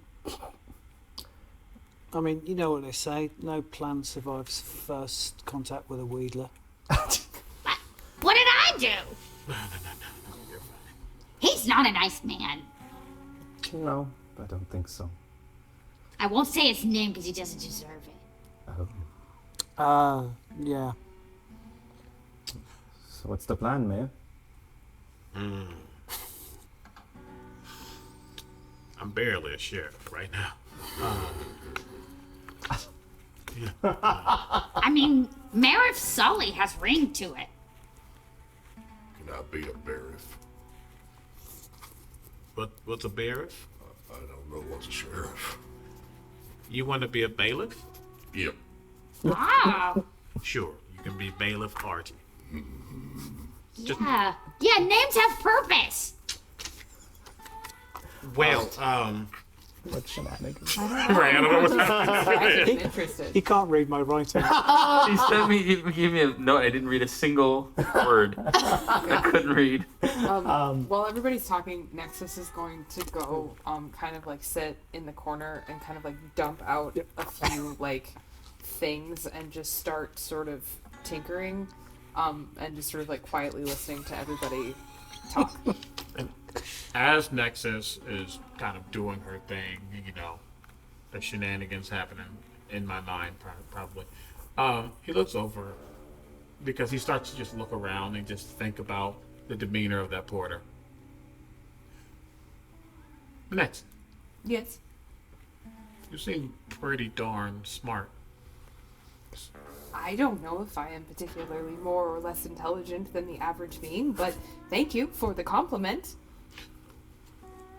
You seem well. Firstly, of course, but you seem to know your way around the weave, magic. Yes, I have some basic training in some magic. My father taught me several spells. Did your father teach you any spells of detection? That is a very good question. Let me look at my list. I have many spells that assist me in observational activities. I do not necessarily think that they can detect more or less, but what I have found is that I am very observant. And so I use my magic primarily for observing and noting and collecting information that I find useful. And this whole time, she is like putting stuff, thing, and she pulls out like a thing, and she's thing, and she's. But it's very important that this happens for a very specific reason. But just don't worry about it right now. Of course, no, do you? We love it. Yeah. While that's happening, Shiv turns to you and goes, "What exactly happened in there? I mean, how did this even happen? We were leaving this town, right? Yeah. So how did you become so-called mayor. So Mr. Smith is, when we come to the room, he's sat down and he's not slumped, but sort of everything that was holding him up is now sort of gone. He's sort of exhausted. He's sitting there listening to you with his eyes closed. And he's sort of rubbing his temples in exhaustion. Short version.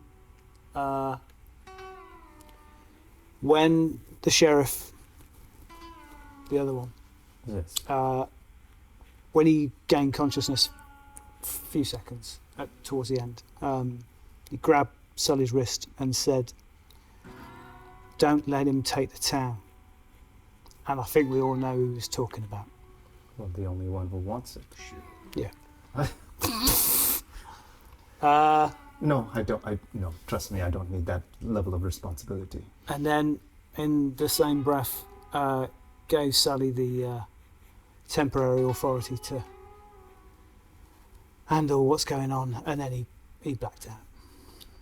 But Fine. Well, logically, that means that if you have accepted this role, and if we clearly all are looking forward to leaving this town, and the only way to do so is if you can satisfactorily complete your duties and hand it back to said sheriff.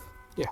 I feel like then that quickest option is making sure that there's no further threats on his life or any other further threats here. Yeah. Which I don't know how difficult or tall of an order that seems. Well, I mean, I wouldn't trust a lot of these. Not necessarily because they're bad. Some of them are bad, but some of them are just going to be lick spittles.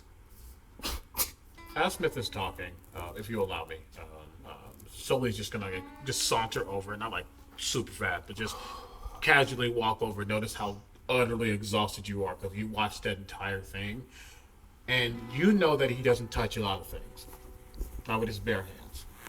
And he's going to attempt to give you a neck massage. And Smith, for a second, just flinches when somebody touches you and you're not expecting it. And then realizes what's going on and just relaxes, drops the tension on the shoulders, and just leans back slightly. And then you notice a third hand, small of the back, like the shiatsu type of vibe. But that was a lot stronger because he's better with his mage hand than his real hands. But so Nexus will get out her little canteen and she's gonna pour some water into this thing that she's doing, and she'll look back up at Sully and she'll say, "But why'd you ask? I'm pretty efficient in learning as well, so if there was something that you would like me to learn, I am a quick study. I could learn something if you needed me to, for the sake of our friends." Well, it would be nice to have it in your repertoire, but some of my deputies and those on patrol, when I needed them to, have the ability to, you start to look around the room, you can tell that he's trying not to speak about a lot of stuff so eagerly, just in case. Just make sure there's no detection happening, no sensors, no watching eyes, no listening ears. I have a feeling that if he who shall not be muttered, Whiteson,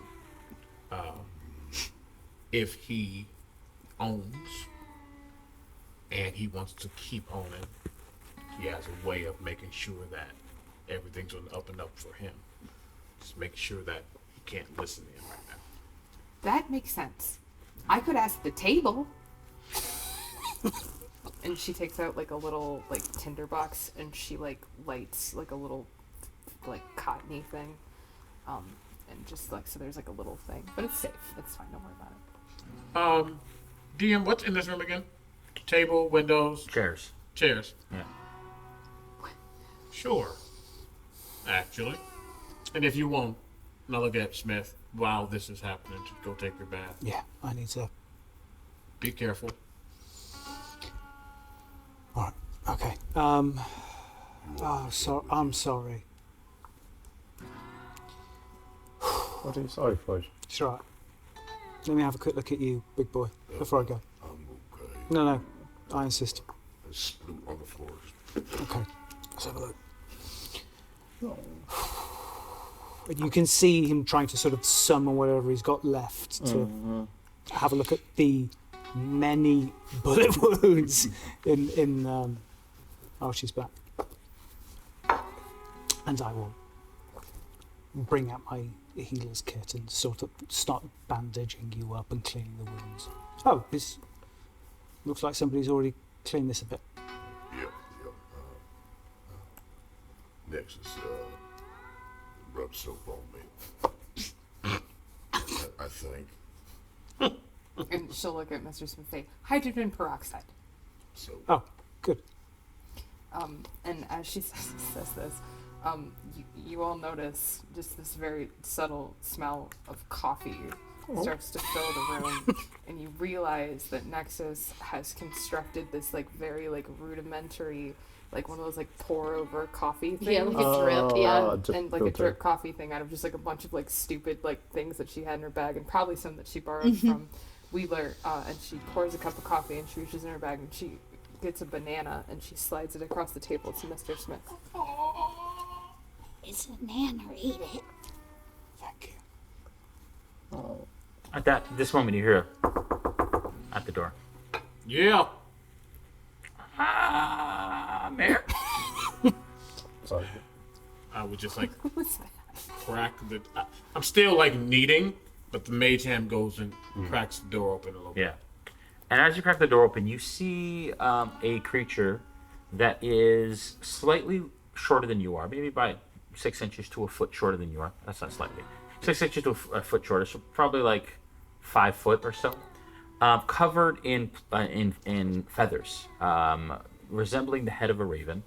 You all know this as raven folk, who are not typical, but are found in these lands.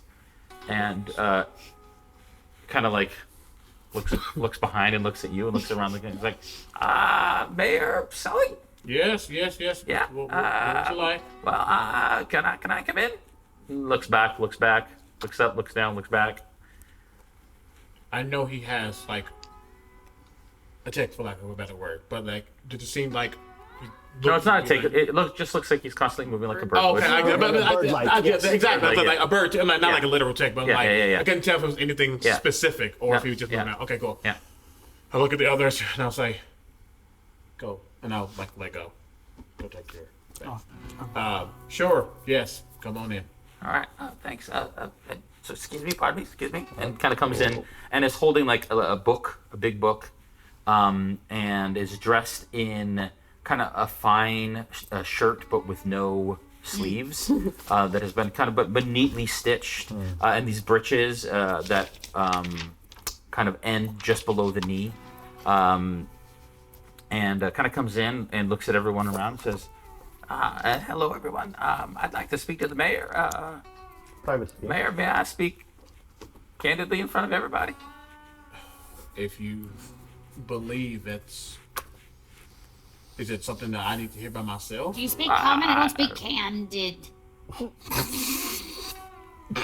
You see, for a moment, the plumage on the Ravenfolk changes, and it has almost a rhythm to it.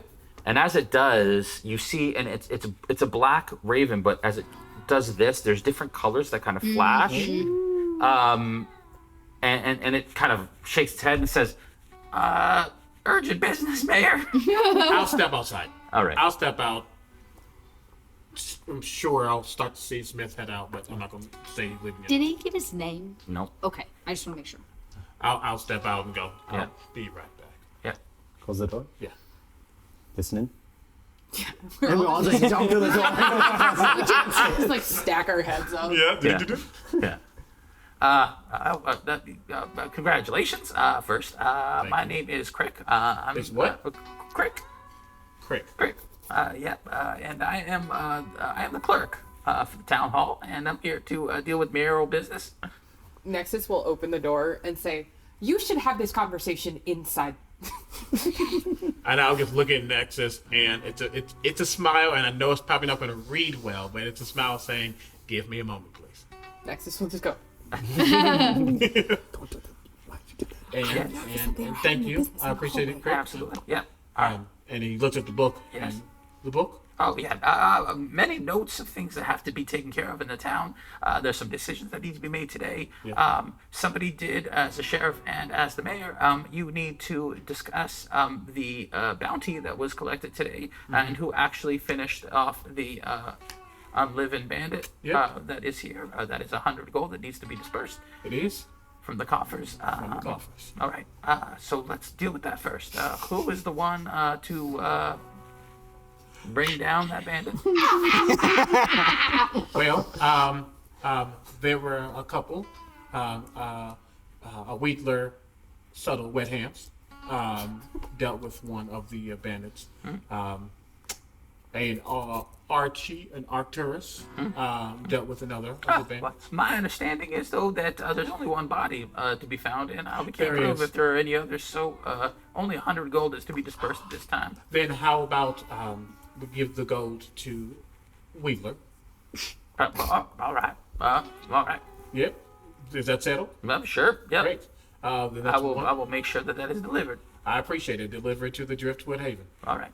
Drifters Haven. Drifters Haven. Next All order right. of business? Well, frankly, there has been some requests. Already within the last 10 minutes of me becoming mayor. Yeah, absolutely. Understood. Unfortunately, a lot of people are a little concerned about a mayor they've never met, first time in the town. Yeah. So just want to know what I should tell people about your new mayoral responsibilities and how long you'll be mayor and that sort of thing. I just need to know what to say. Of course, you can tell them that I will be collecting comments, concerns, and appreciations, because those are just as vital and important. All right. I'll be collecting those in the town hall. As a matter of fact, let's get a box of some sort, maybe a ballot box to use, just repurpose. All right, okay, I can do that. Like a suggestion box? A suggestion Okay, all box, right, thank sounds you. good, thanks. Put all concerns in the suggestion box, and Boralian will look at them if they come back in a timely manner. Okay, all right. Where will the sheriff, mayor of late, be staying while he? They will be staying in their room. We'll be having the temple clerk. The temple clerk. Staying at the temple. He's not gonna go home. I said their room. Yes, I don't want. Yes, they'll be going home. They'll go home. Okay. Yes. All right. I will have him transported. And we should make sure 2 of the deputies are standing guard over them at all times. All right. When the deputies return, we will absolutely let him know to do that. Noted. We will have the cleric of Remus Yes. tend to his wounds as well. All right. I can have that happen. Absolutely. Thank you so much. And please make haste. I want to make sure that he gets back with all the haste. And he pauses. Make sure that there are special arcane protections put upon Borelli.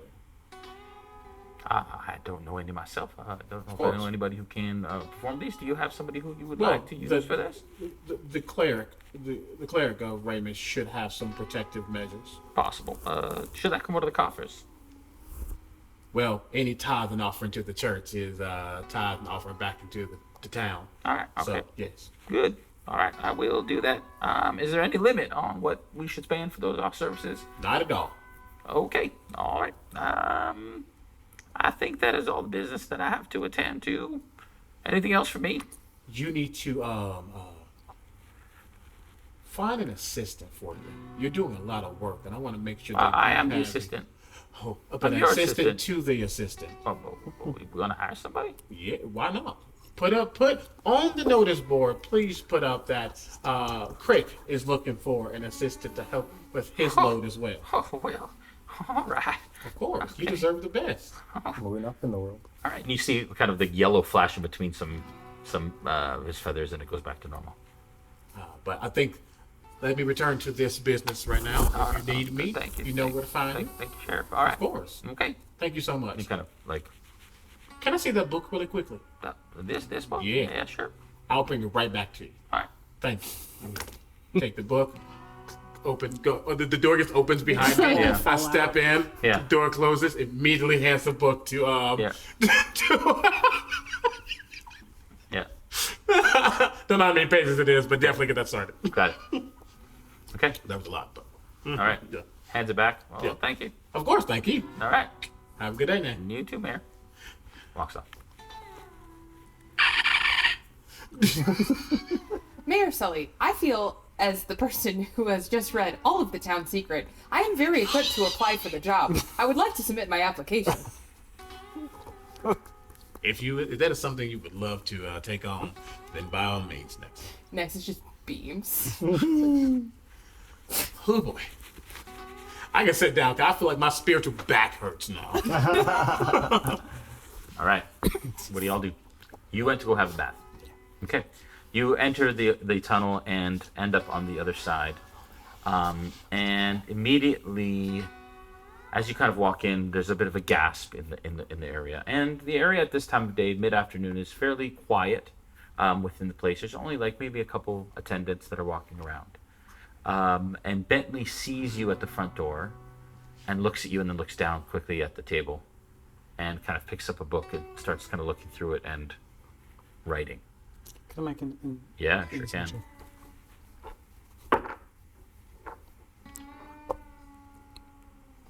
60. Yeah. You absolutely feel the sense that he is avoiding your gaze. That's absolutely fine. And it's uncomfortable that you're here. I'm not going to press that. I will just hold a finger up and try and catch the eye of anybody that isn't Bentley, who's working in the establishment. Yep, okay. And there are two other attendants. One of them that you saw last night, one of the females, and another male is walking around. But the male is speaking to another female. You imagine somebody who is there for company. Good afternoon. The woman looks up at you. She says, "Oh, hi, hello." I'd like a bath and some laundry, please. Yes. I would love to give you some. But the unfortunate thing is that all the baths are currently being used and are taken. But if perhaps you come back later, we could potentially help you. I give her a very tired smile. Don't worry, I understand. The lake is nice this time of year. And I just turn and leave. Okay.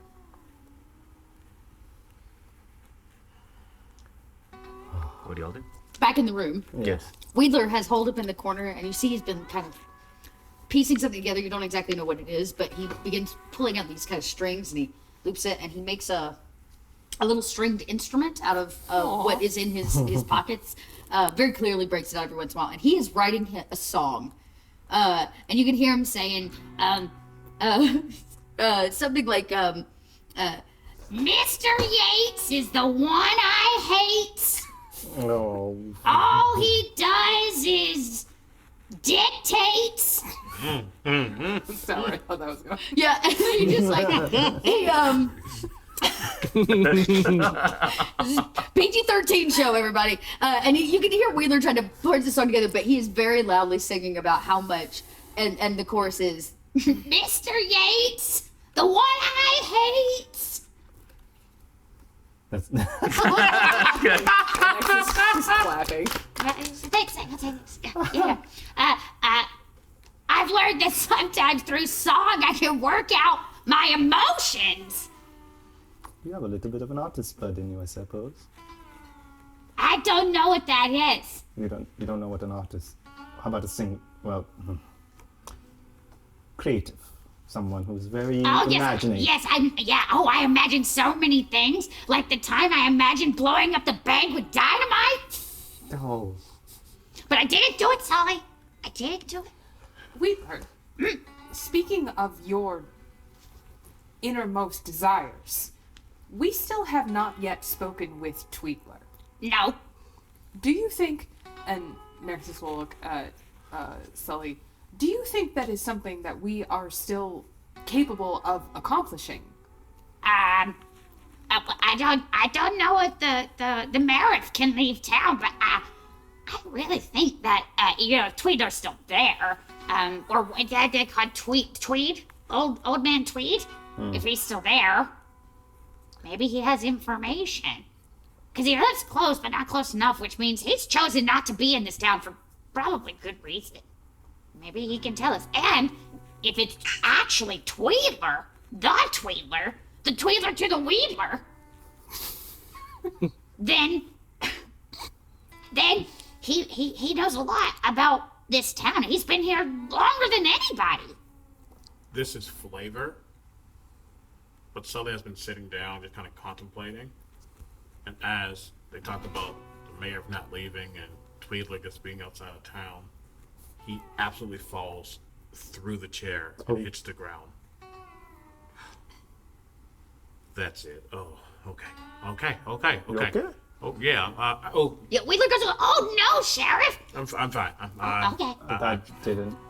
You sure? Oh, great. Nothing to be concerned. Just the performance issues? No. I currently can't leave town. Didn't expect to not be able to do that, but I definitely should not leave town, or Yates does get control, which is something we don't think we want, even though we don't have a true obligation to this town other than Arcturus over here, Archie. I let my babies go, so I don't really care one way or the other. No, you think if you leave, he's gonna sit in your chair? He will 100% sit in my chair. The chair. But if there's a way to get a letter north to the homestead with my official mayoral title and ask for Tweed to come back, he might be able to come here and meet us. Especially if he hears your name. Well, we don't know if there's any actual connection still, but it's a possibility. It's worth a try. It's only an hour away, so yes, I feel like that might not be too long of a wait for us here if we do that. We can send your deputies, or we can go get him and bring him back. You bring your chair with us. Nexus is like kind of thinking. Like you just see the literal cogs turning. And then she's going to look at Sully and she'll kind of cock her head to the side and say, Sully, as assistant to the mayor, a point of clarity, please. Do you not want to leave town, or can you not leave town? Oh yes, those are quite different, quite vastly different. I would absolutely love to get out of this hellhole. It's hellspring. Thank you. Oh yeah, sorry. It's just... If I leave at this moment with the titles that I was given, that leaves an opening since Beryllian is still out of commission. I was concerned for your corporeal form, but that clears things up. Thank you. No, I can go. It's just smoke. I can go in. Smoke goes in. It's just. What if we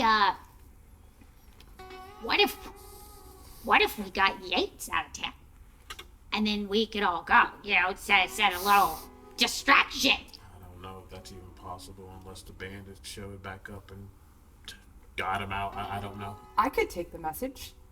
I am particularly unobtrusive. By yourself? I can walk an hour. I do not think there would be a problem. Perhaps I could go with Wedler. I would hate to split up our group of friends once more. But it seems that in this particular predicament, there are two objectives here. One is that we cannot leave. Sully cannot leave, and without danger of Mr. Yates taking power and endangering the sheriff. But also, I feel that going to talk to Mr. Tweedle would be, or Tweeter, whatever, I tried, would be most advantageous to both of our goals. So perhaps one of us could simply bear a message, or I could just, and then Nexus literally realizes at the same time that Kate does, I could just send a message. Would that be acceptable? What do you, like a letter? And Nexus will just dump her bag on the floor and start folding and say, as it happens, I have the ability to command, and she won't like enchant it yet, but she'll literally hold up like a paper pigeon and say, we could send a message to Tweedler with this creature, should I choose to enchant it, if that would be acceptable, and therefore none of us would have to leave, Now, we would have to wait for the bird to return, but it would be much quicker than walking. Does it know how to get there? I believe we could give it instructions. Wait, I don't even know how to get there. I just know 1 hour north. Yeah, well, as a person walks, but a bird flies much faster than a person walks. Oh, for sure. If it has a precise ability to find someone named Old Man Tweed, or But if not, or anybody description, could get it. Yeah. then that solves that. Quite literally is a solving equation answer for us. I'm just saying, if he lives an hour outside of town, he's not coming into town. This is also true. He's chosen to be there, or at least forced to But be. this is why the message needs to be important. It needs to be worded in a way that entices him to return. If it's, dear Old Man Tweed, this is the new mayor of Hell's Bank, I urge or ask you return and have a meeting with me, as I have an associate that is curious to meet you by the name of Wedler III.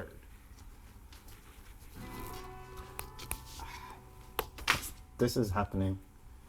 I mentioned, well, if we are going to go and physically get to this location, if we are forced to split up once more, I don't think just two of you should go. If you don't mind, I can assist you and guide at least the wasteland. I know how to navigate. Oh, I mean, me too.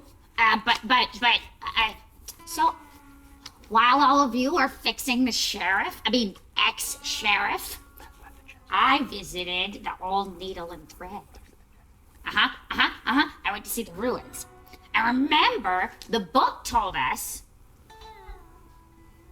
that there were scavengers coming at night. Oh. What if it's not the scavengers? What if it's Jenkins? He was scuttering about and ran off that. Oh, you're not here. He was scuttering about and ran off that way. That's what Mr. Smith told us. So some of us, I thought, might just wait it out for the evening after dark and see if he returns. See what he's doing and why he's doing it. Fair. Well, we don't want to leave because something might happen to the other fella that was a mayor. That's What true if we too. just bring him with us? Not in a condition, I think. I could put him in the bear pouch. This is the one that Wedler made me. I could take the rabbit and put him somewhere else. It feels the most advantageous, putting myself in the shoes of Mr. Tweedler. If I did not know that I had a relative who I had, it would seem important that that relative present themselves, because as you said, Wedler, Tweedler may think that it is some sort of trap, particularly if he does not like coming into town. But having your presence there at his homestead would indicate that we are at least in some way earnest. We all understand that Tweedler, and who, potentially left my grandfather for dead, the other Wedler, and chose not to come back. So, I don't actually know that my name is going to hold as much weight as you think. In fact, it may keep him away.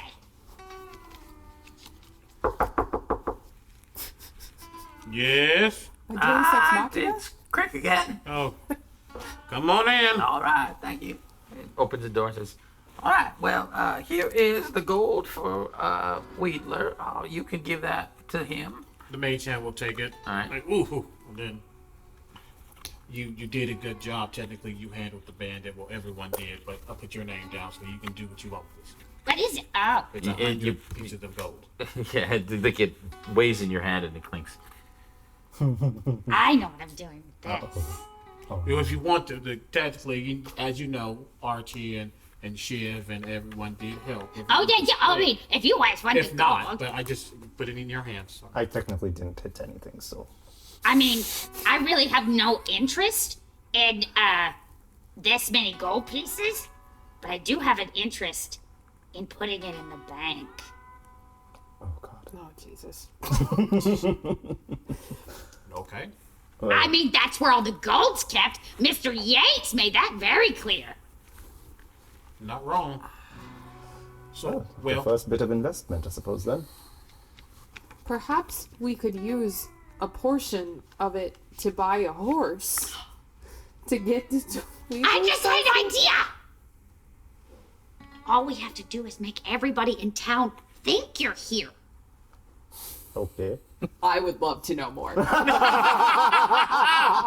I don't know how to do it, but you're saying it's your presence that's gonna keep problems from arising. So what if nobody knows that you've left town?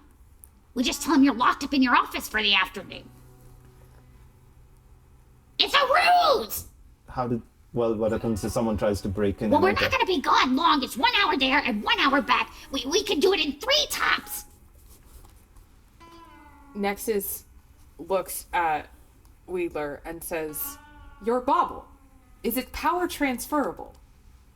I mean, I didn't even know that I could put power into my baubles. Let me see. So the actual mechanic only lets me use it as a tool. Like I can use it as any tool, artisan tool, for an hour. Well, if you could give it to him and make him invisible, then he could sneak out of town with us. Because we would only need to get as far as like the city limits. I've never tried that before. And Wheeler starts emptying pockets of all of the stuff he's collected. And says, I could do this. If I inscribed a rune or something onto it, I could imbue it, kind of like an artifact, and then you could use it to be invisible. Get out of town. Just for a little bit. There's going to be a little bit of smoke that comes on me, and I'm going to say that is a really good idea. Poor. Okay. And I look at Crick, who's still there right there. Oh, right. And I just say, Oh, I thought he dropped it and left. I didn't realize it was still. I would not have said that in front of Crick. Okay. Oh, I'm sorry. I would not have said all that in front of Crick. Okay, so let me finish Crick, and then he'll Yeah. leave. Yeah. And then Crick goes, and this is for you, Bear.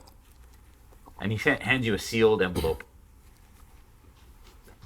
Oh, thank you. And as I take the... All right. Before you go, I really do appreciate you. And I hope that those who came before me temporarily show as much appreciation as I do. I might need, just on my own business, to step out of town for like maybe 2 or 3 hours. When do you expect to be stepping away? Perhaps very, very soon. All right. Can you please, and I like smile, give him a really good, like, adorable smile. Can you please make sure that no one knows that I'm gone? I will do my best. Whatever for the mayor. I appreciate you. All right. Wait, you want some gold? Thank you. I heard this is custom and polite. How much do you give? 5 gold pieces. Oh, I like you all. That's great. Puts it in his pocket. Thank you. Thank you. Where I come from, that's called a bribe. Starting off this politics correctly. You say that out loud? Yeah, as soon as it opens. Oh, I mean, yeah, I'm saying yeah, it in sure. Wheeler's voice, but Sure. he did get 5 gold pieces out of it. As they're about to, a quick thing, if I may. As Crick leaves, I'm like, one moment, please, and I close the door behind. I follow him out, close it up, and go, excuse me, Crick, if you don't mind. One thing I did want to ask you, and if you can provide a bit more information. You seem to be someone who's been around this town for quite some time. How long have you been working here? A couple years. 3 years. Fantastic. So yeah, 3 mayors now. 3 mayors. Yeah. Wait. Served 3 mayors. Well, are you considering? Yes, of course. Okay. He's the mayor. Okay. Well, got it. Okay. So you must have been very close with Mr. Jenkins as well. Served him for a number of years. Yeah. Did it look any different? Did he seem to have any concerns, problems, anything at all, at least prior to his death? That is a private business. I serve the mayor, and the mayor's comings and goings is his business. I'm not at liberty to share. Well, at least not. You don't think that this information is pertinent to the current mayor? Not unless it's the sheriff asking. How about this? And I give him another 5. Present 5 more gold pieces. Where I come from, that's called a bribe. Well, Actually, and he says that in Wedler's voice. Where I come from, that's called a bribe. So funny. As he mimics Wedler perfectly. oh, that's a fantastic voice you have there. Thank you. Indeed. Perhaps if I were a politician or someone else, yes. But consider this as a asking a service for information. Persuasion check. Oh, fantastic. Oh. Oh, come on, dice. Come on, dice. Come on, please.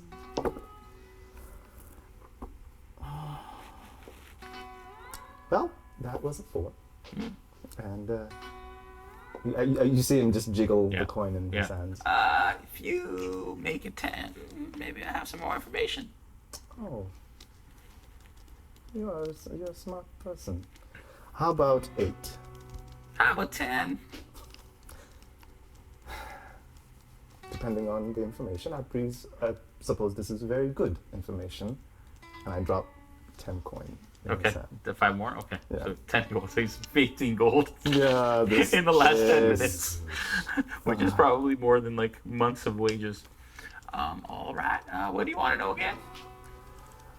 Did the prior mayor, Mr. Jenkins, Yes.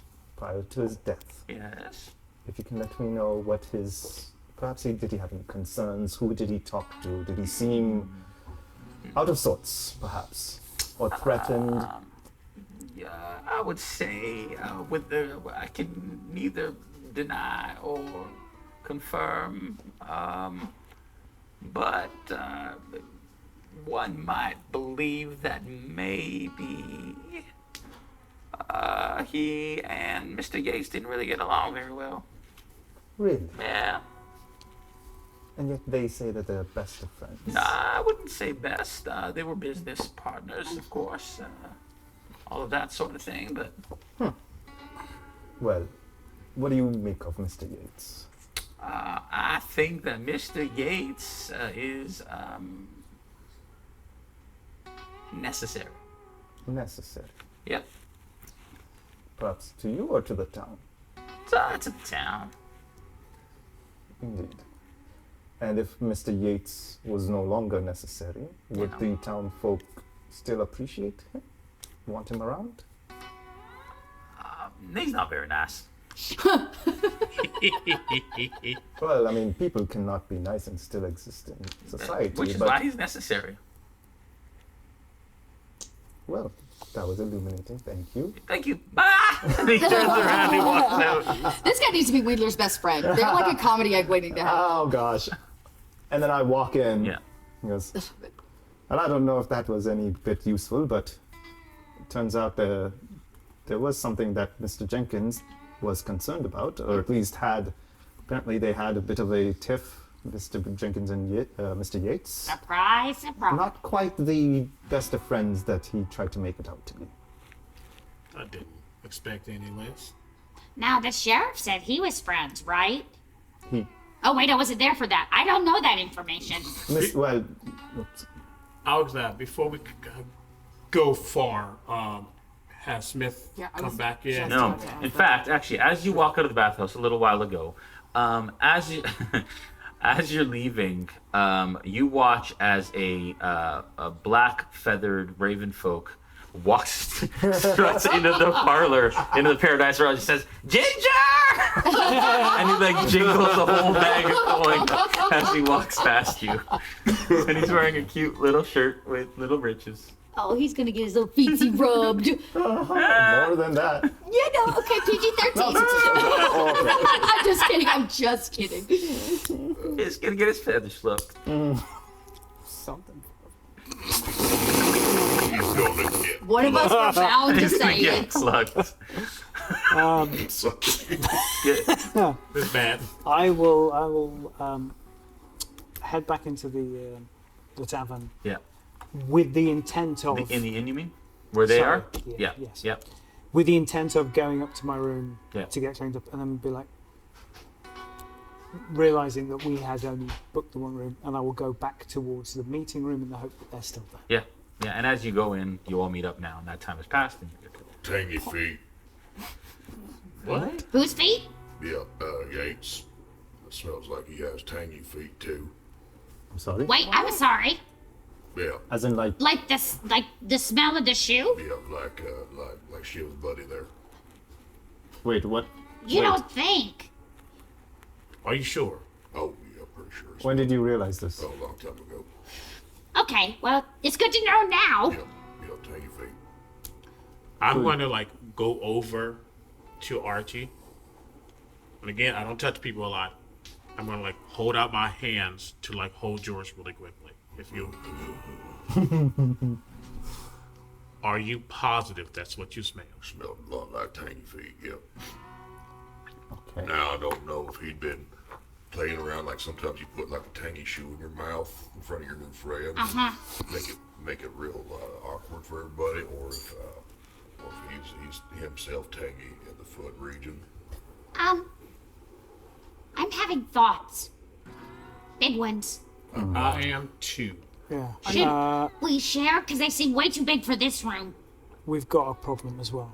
What's Wait, this? are you back? Yes. Okay. And he just gestures to the fact that he looks exactly the same as when he left. Also, point of order, did you ever get your laundry back? Yeah, you would Yeah, have I picked it. Yeah. So I've would have got, been there I've by got, the yeah. morning. Okay, so you at least have a change of clothes. Did you get lost?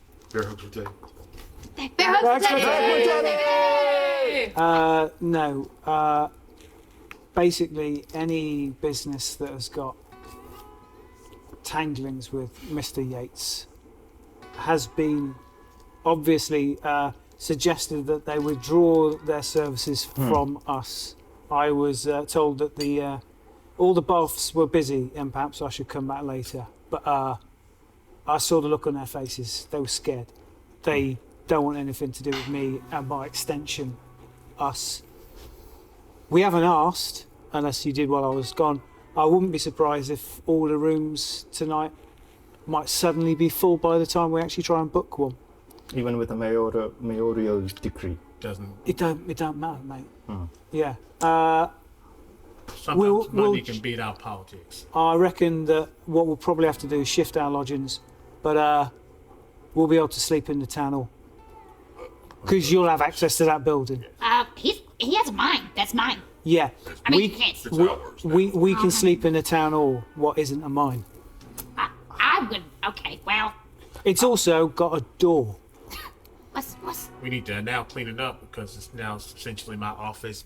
God dang it. If this is correct, What is? tangy feet? he believes that Yates has a stench very similar to the shoe that was found. Please. Okay, so Right, okay. So go with me here. You and the other guy in town who has a lot of money don't get along. And the guy with all the money really wants your job. So he might have had you, Right. Oh, yeah, I mean, okay, that's okay. At this point, Yeah. well established. And then, you're dead. Except you're not dead. If you come back from the dead after the guy in town killed you to try to take your job, I have a feeling you'd be on a little bit of a track of vengeance, right? Right.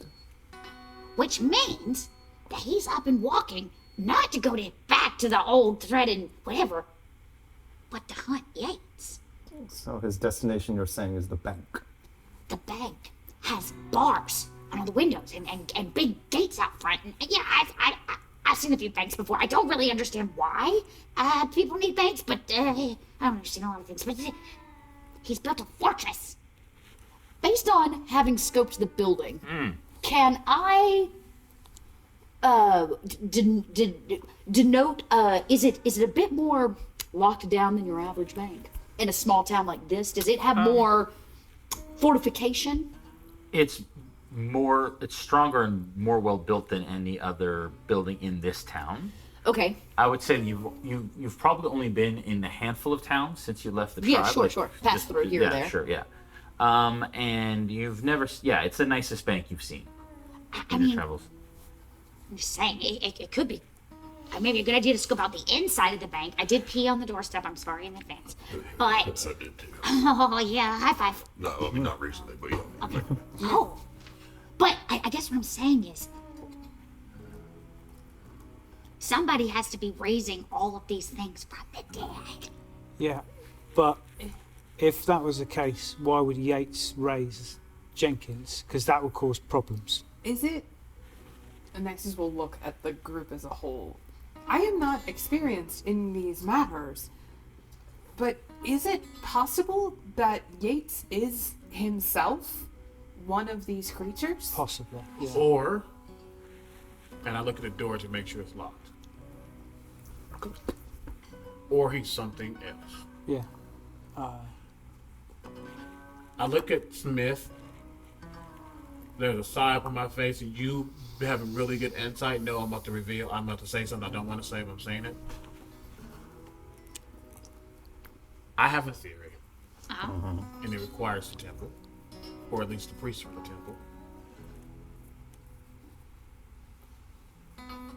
If he has tiny feet, He does have tiny feet. but he's not like Jenkins, then he's probably like me.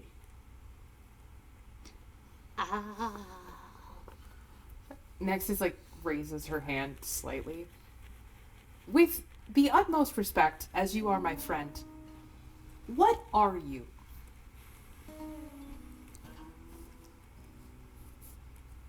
I would like take off my hat. Don't look at my hair.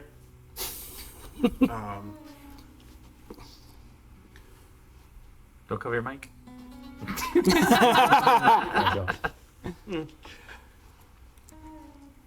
Back in the town that I come from, Idlestead, I was sheriff, and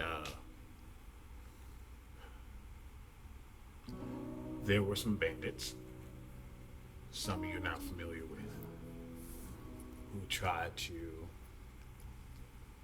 ransack, get information, take over. I don't know their motive, but I wasn't going to let that happen in my town, so I tried to protect it. But what I got was a barrage of bullets, and the last one pierced. And I woke up, I couldn't tell you how long it's been, a year and a half. Still here, but not here. This is speculation, but I know I'm not the only one that exists like me, and if he has tiny feet, then the easiest way to figure that out and prove that, and if he wants a trial to try to prove that he should run this town more than I should, if it's proven that he isn't actually what he seems, then that would be quite helpful. True. If I may, wouldn't that mean that he would also smell like you to Archie? Does he smell like? Do you have tiny feet? Perception check. I mean, but that is And you did hear that I gave you that Crick gave you a sealed. Yes, yes, I know. Did they get? No, important. Good, yeah. You got it. Come on, baby. Oh, not great. That's an 11. Yeah, you don't smell anything. I don't smell anything. Except the slight smell of gunpowder. No, you smell smoky. Well, I will say that I don't think we're a monolith, and certain aspects, and the gun just comes out of my hand. I kind of how the holster gets raises, and that's to me, things are quite different, but still. Maybe we can figure out where Yates comes from. Follow him, perhaps, then? I mean, before he got here, this town wasn't here forever. Okay. When I was coming down the corridor, I could hear at least a couple of you talking. Might I suggest we relocate to the town hall where walls don't have ears? Yeah. Walls have ears? Some of them really do. violent. I agree. We should head there. I do want to, and we are going to leave. I think we need to talk to Tweed. He's going to have some answers more than any of us have, including James, probably, if he's willing to talk. But let's head back to the town hall. I would love to also talk to the cleric. Yeah. And If I may, since Archie here seems to be able to recognize the smell and perhaps trace it, it could be, with my assistance, track and find out where Mr. Yates goes to or where he is residing. Because I don't think he resides in a bank. That seems interesting. There is a thing, I don't know if I mentioned it. You know, they said like people were going around and scavenging the tailors. We should check out that and see whether or not there's any sort of underground access and see whether or not any of these gribbles have been getting in there. Could start there. also, can I get a quick clarification? Because I've heard a lot and I'm just a bit confused. Was the mayor also the tailor? Mm-hmm. Yes. He owned, he owned- started as It a was his tailor, shop, became yeah. the mayor's Yes. shop. That was his business. Which is why she was asking about it where a suit was made. Gotcha. Yeah. Gotcha. Now, Wedler went and investigated earlier, and he looked around at the structure of the building. The role was for finding evidence of foul play.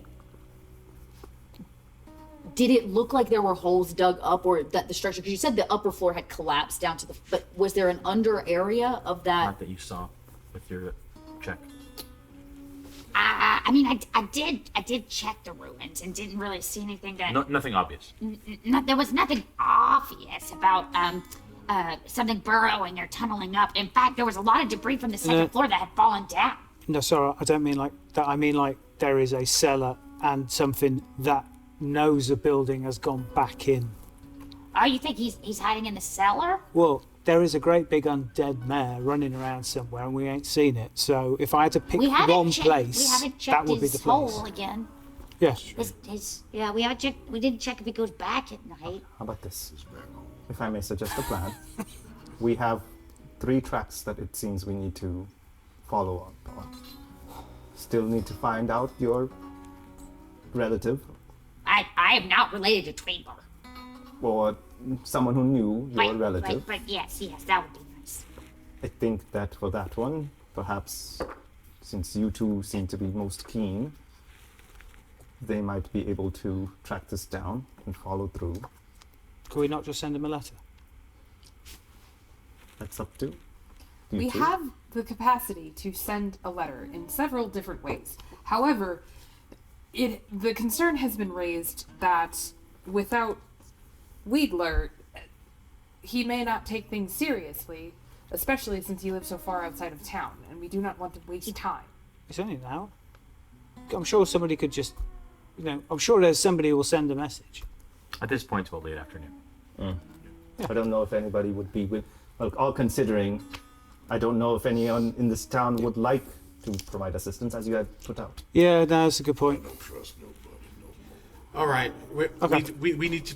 This is all stuff we need to talk about, but not here. Yeah, Let's head right. back to You the town said hall. you said you opened it. I'm gonna say once we start to head out, that's when I Sure. was planning on opening. You start to head out and you open up, I and don't- you can. yeah, I just want to make sure. Go ahead. Nexus is just going to say, as a point of order, if we leave by the back door and we do not go down the main road, we can go through the houses and we can hit the tailor shop and then the town hall. church. The church, thank you. Yes. The Oh, the temple, sanctuary. the temple. And then end our day at the town hall before we go to Tweedler's. That may be the most efficient use of our time. We can just hit one and then the other and then the other, and it would keep us off of the high road where we may be observed. I would, yeah. Okay. We've been using the through first between the buildings. I'd stay out of the buildings he owns more than we'd normally do. Fair. All right. And I will be able to find out exactly which building he owns. I'm sure it's in the town hall. Wait, Was it in the book? Do we have a catalog of which buildings are owned by? Not in the desk that was there at the. No. The book that was brought Crick's by. book. Crick's book. No. Okay. No, that's just his personal notes of. things Oh, he has. okay. So this is the book. Okay. Just figured. I was hoping maybe there was like a. But there was a room full of books and records. Exactly. Yeah. I'm Okay, sure okay, that I'll makes have sense. access now. So one stop, 2 stop town hall. Yeah. Yes. Just, Okay. I mean, if nothing else, All I right. need to close my eyes. You open the letter as you walk. Is that okay? So you on the front side, it says Mayor/Sheriff Sully. On the back, the wax seal has scales on it. Like not dragon scales, but like law scales. And as you crack the wax seal and you open it up, it's a summons to court at the town hall tomorrow at noon.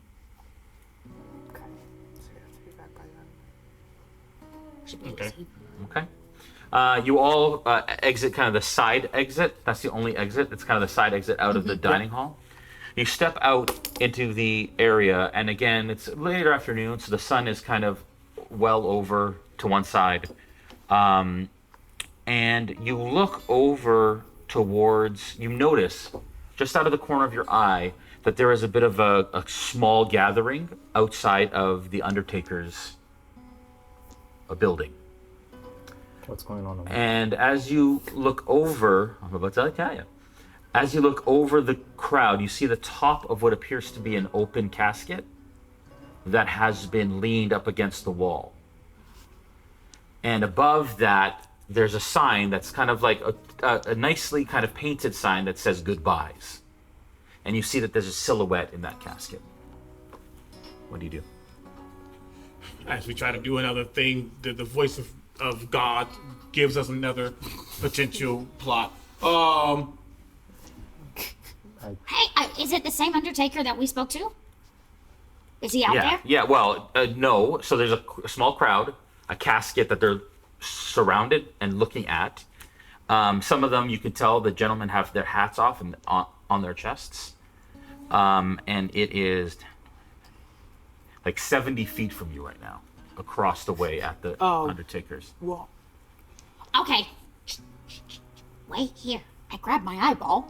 Yeah. Go invisible. I'm just gonna run across the street, get a peek, and come back. Okay. So you run across the street, and you get in, and you weave in and out of the people. And as you pop up the front, you see the still body of Clint in the casket. And that is where we're getting the session. Thank you, everyone, for watching. Make sure that you like killed Clint? and share and comment with all of your questions and awesomeness. Make sure that you're a patron if you want the after show for tonight, or tune in on Sunday when we release it to YouTube publicly. We love you all. You guys have a good night. Bye.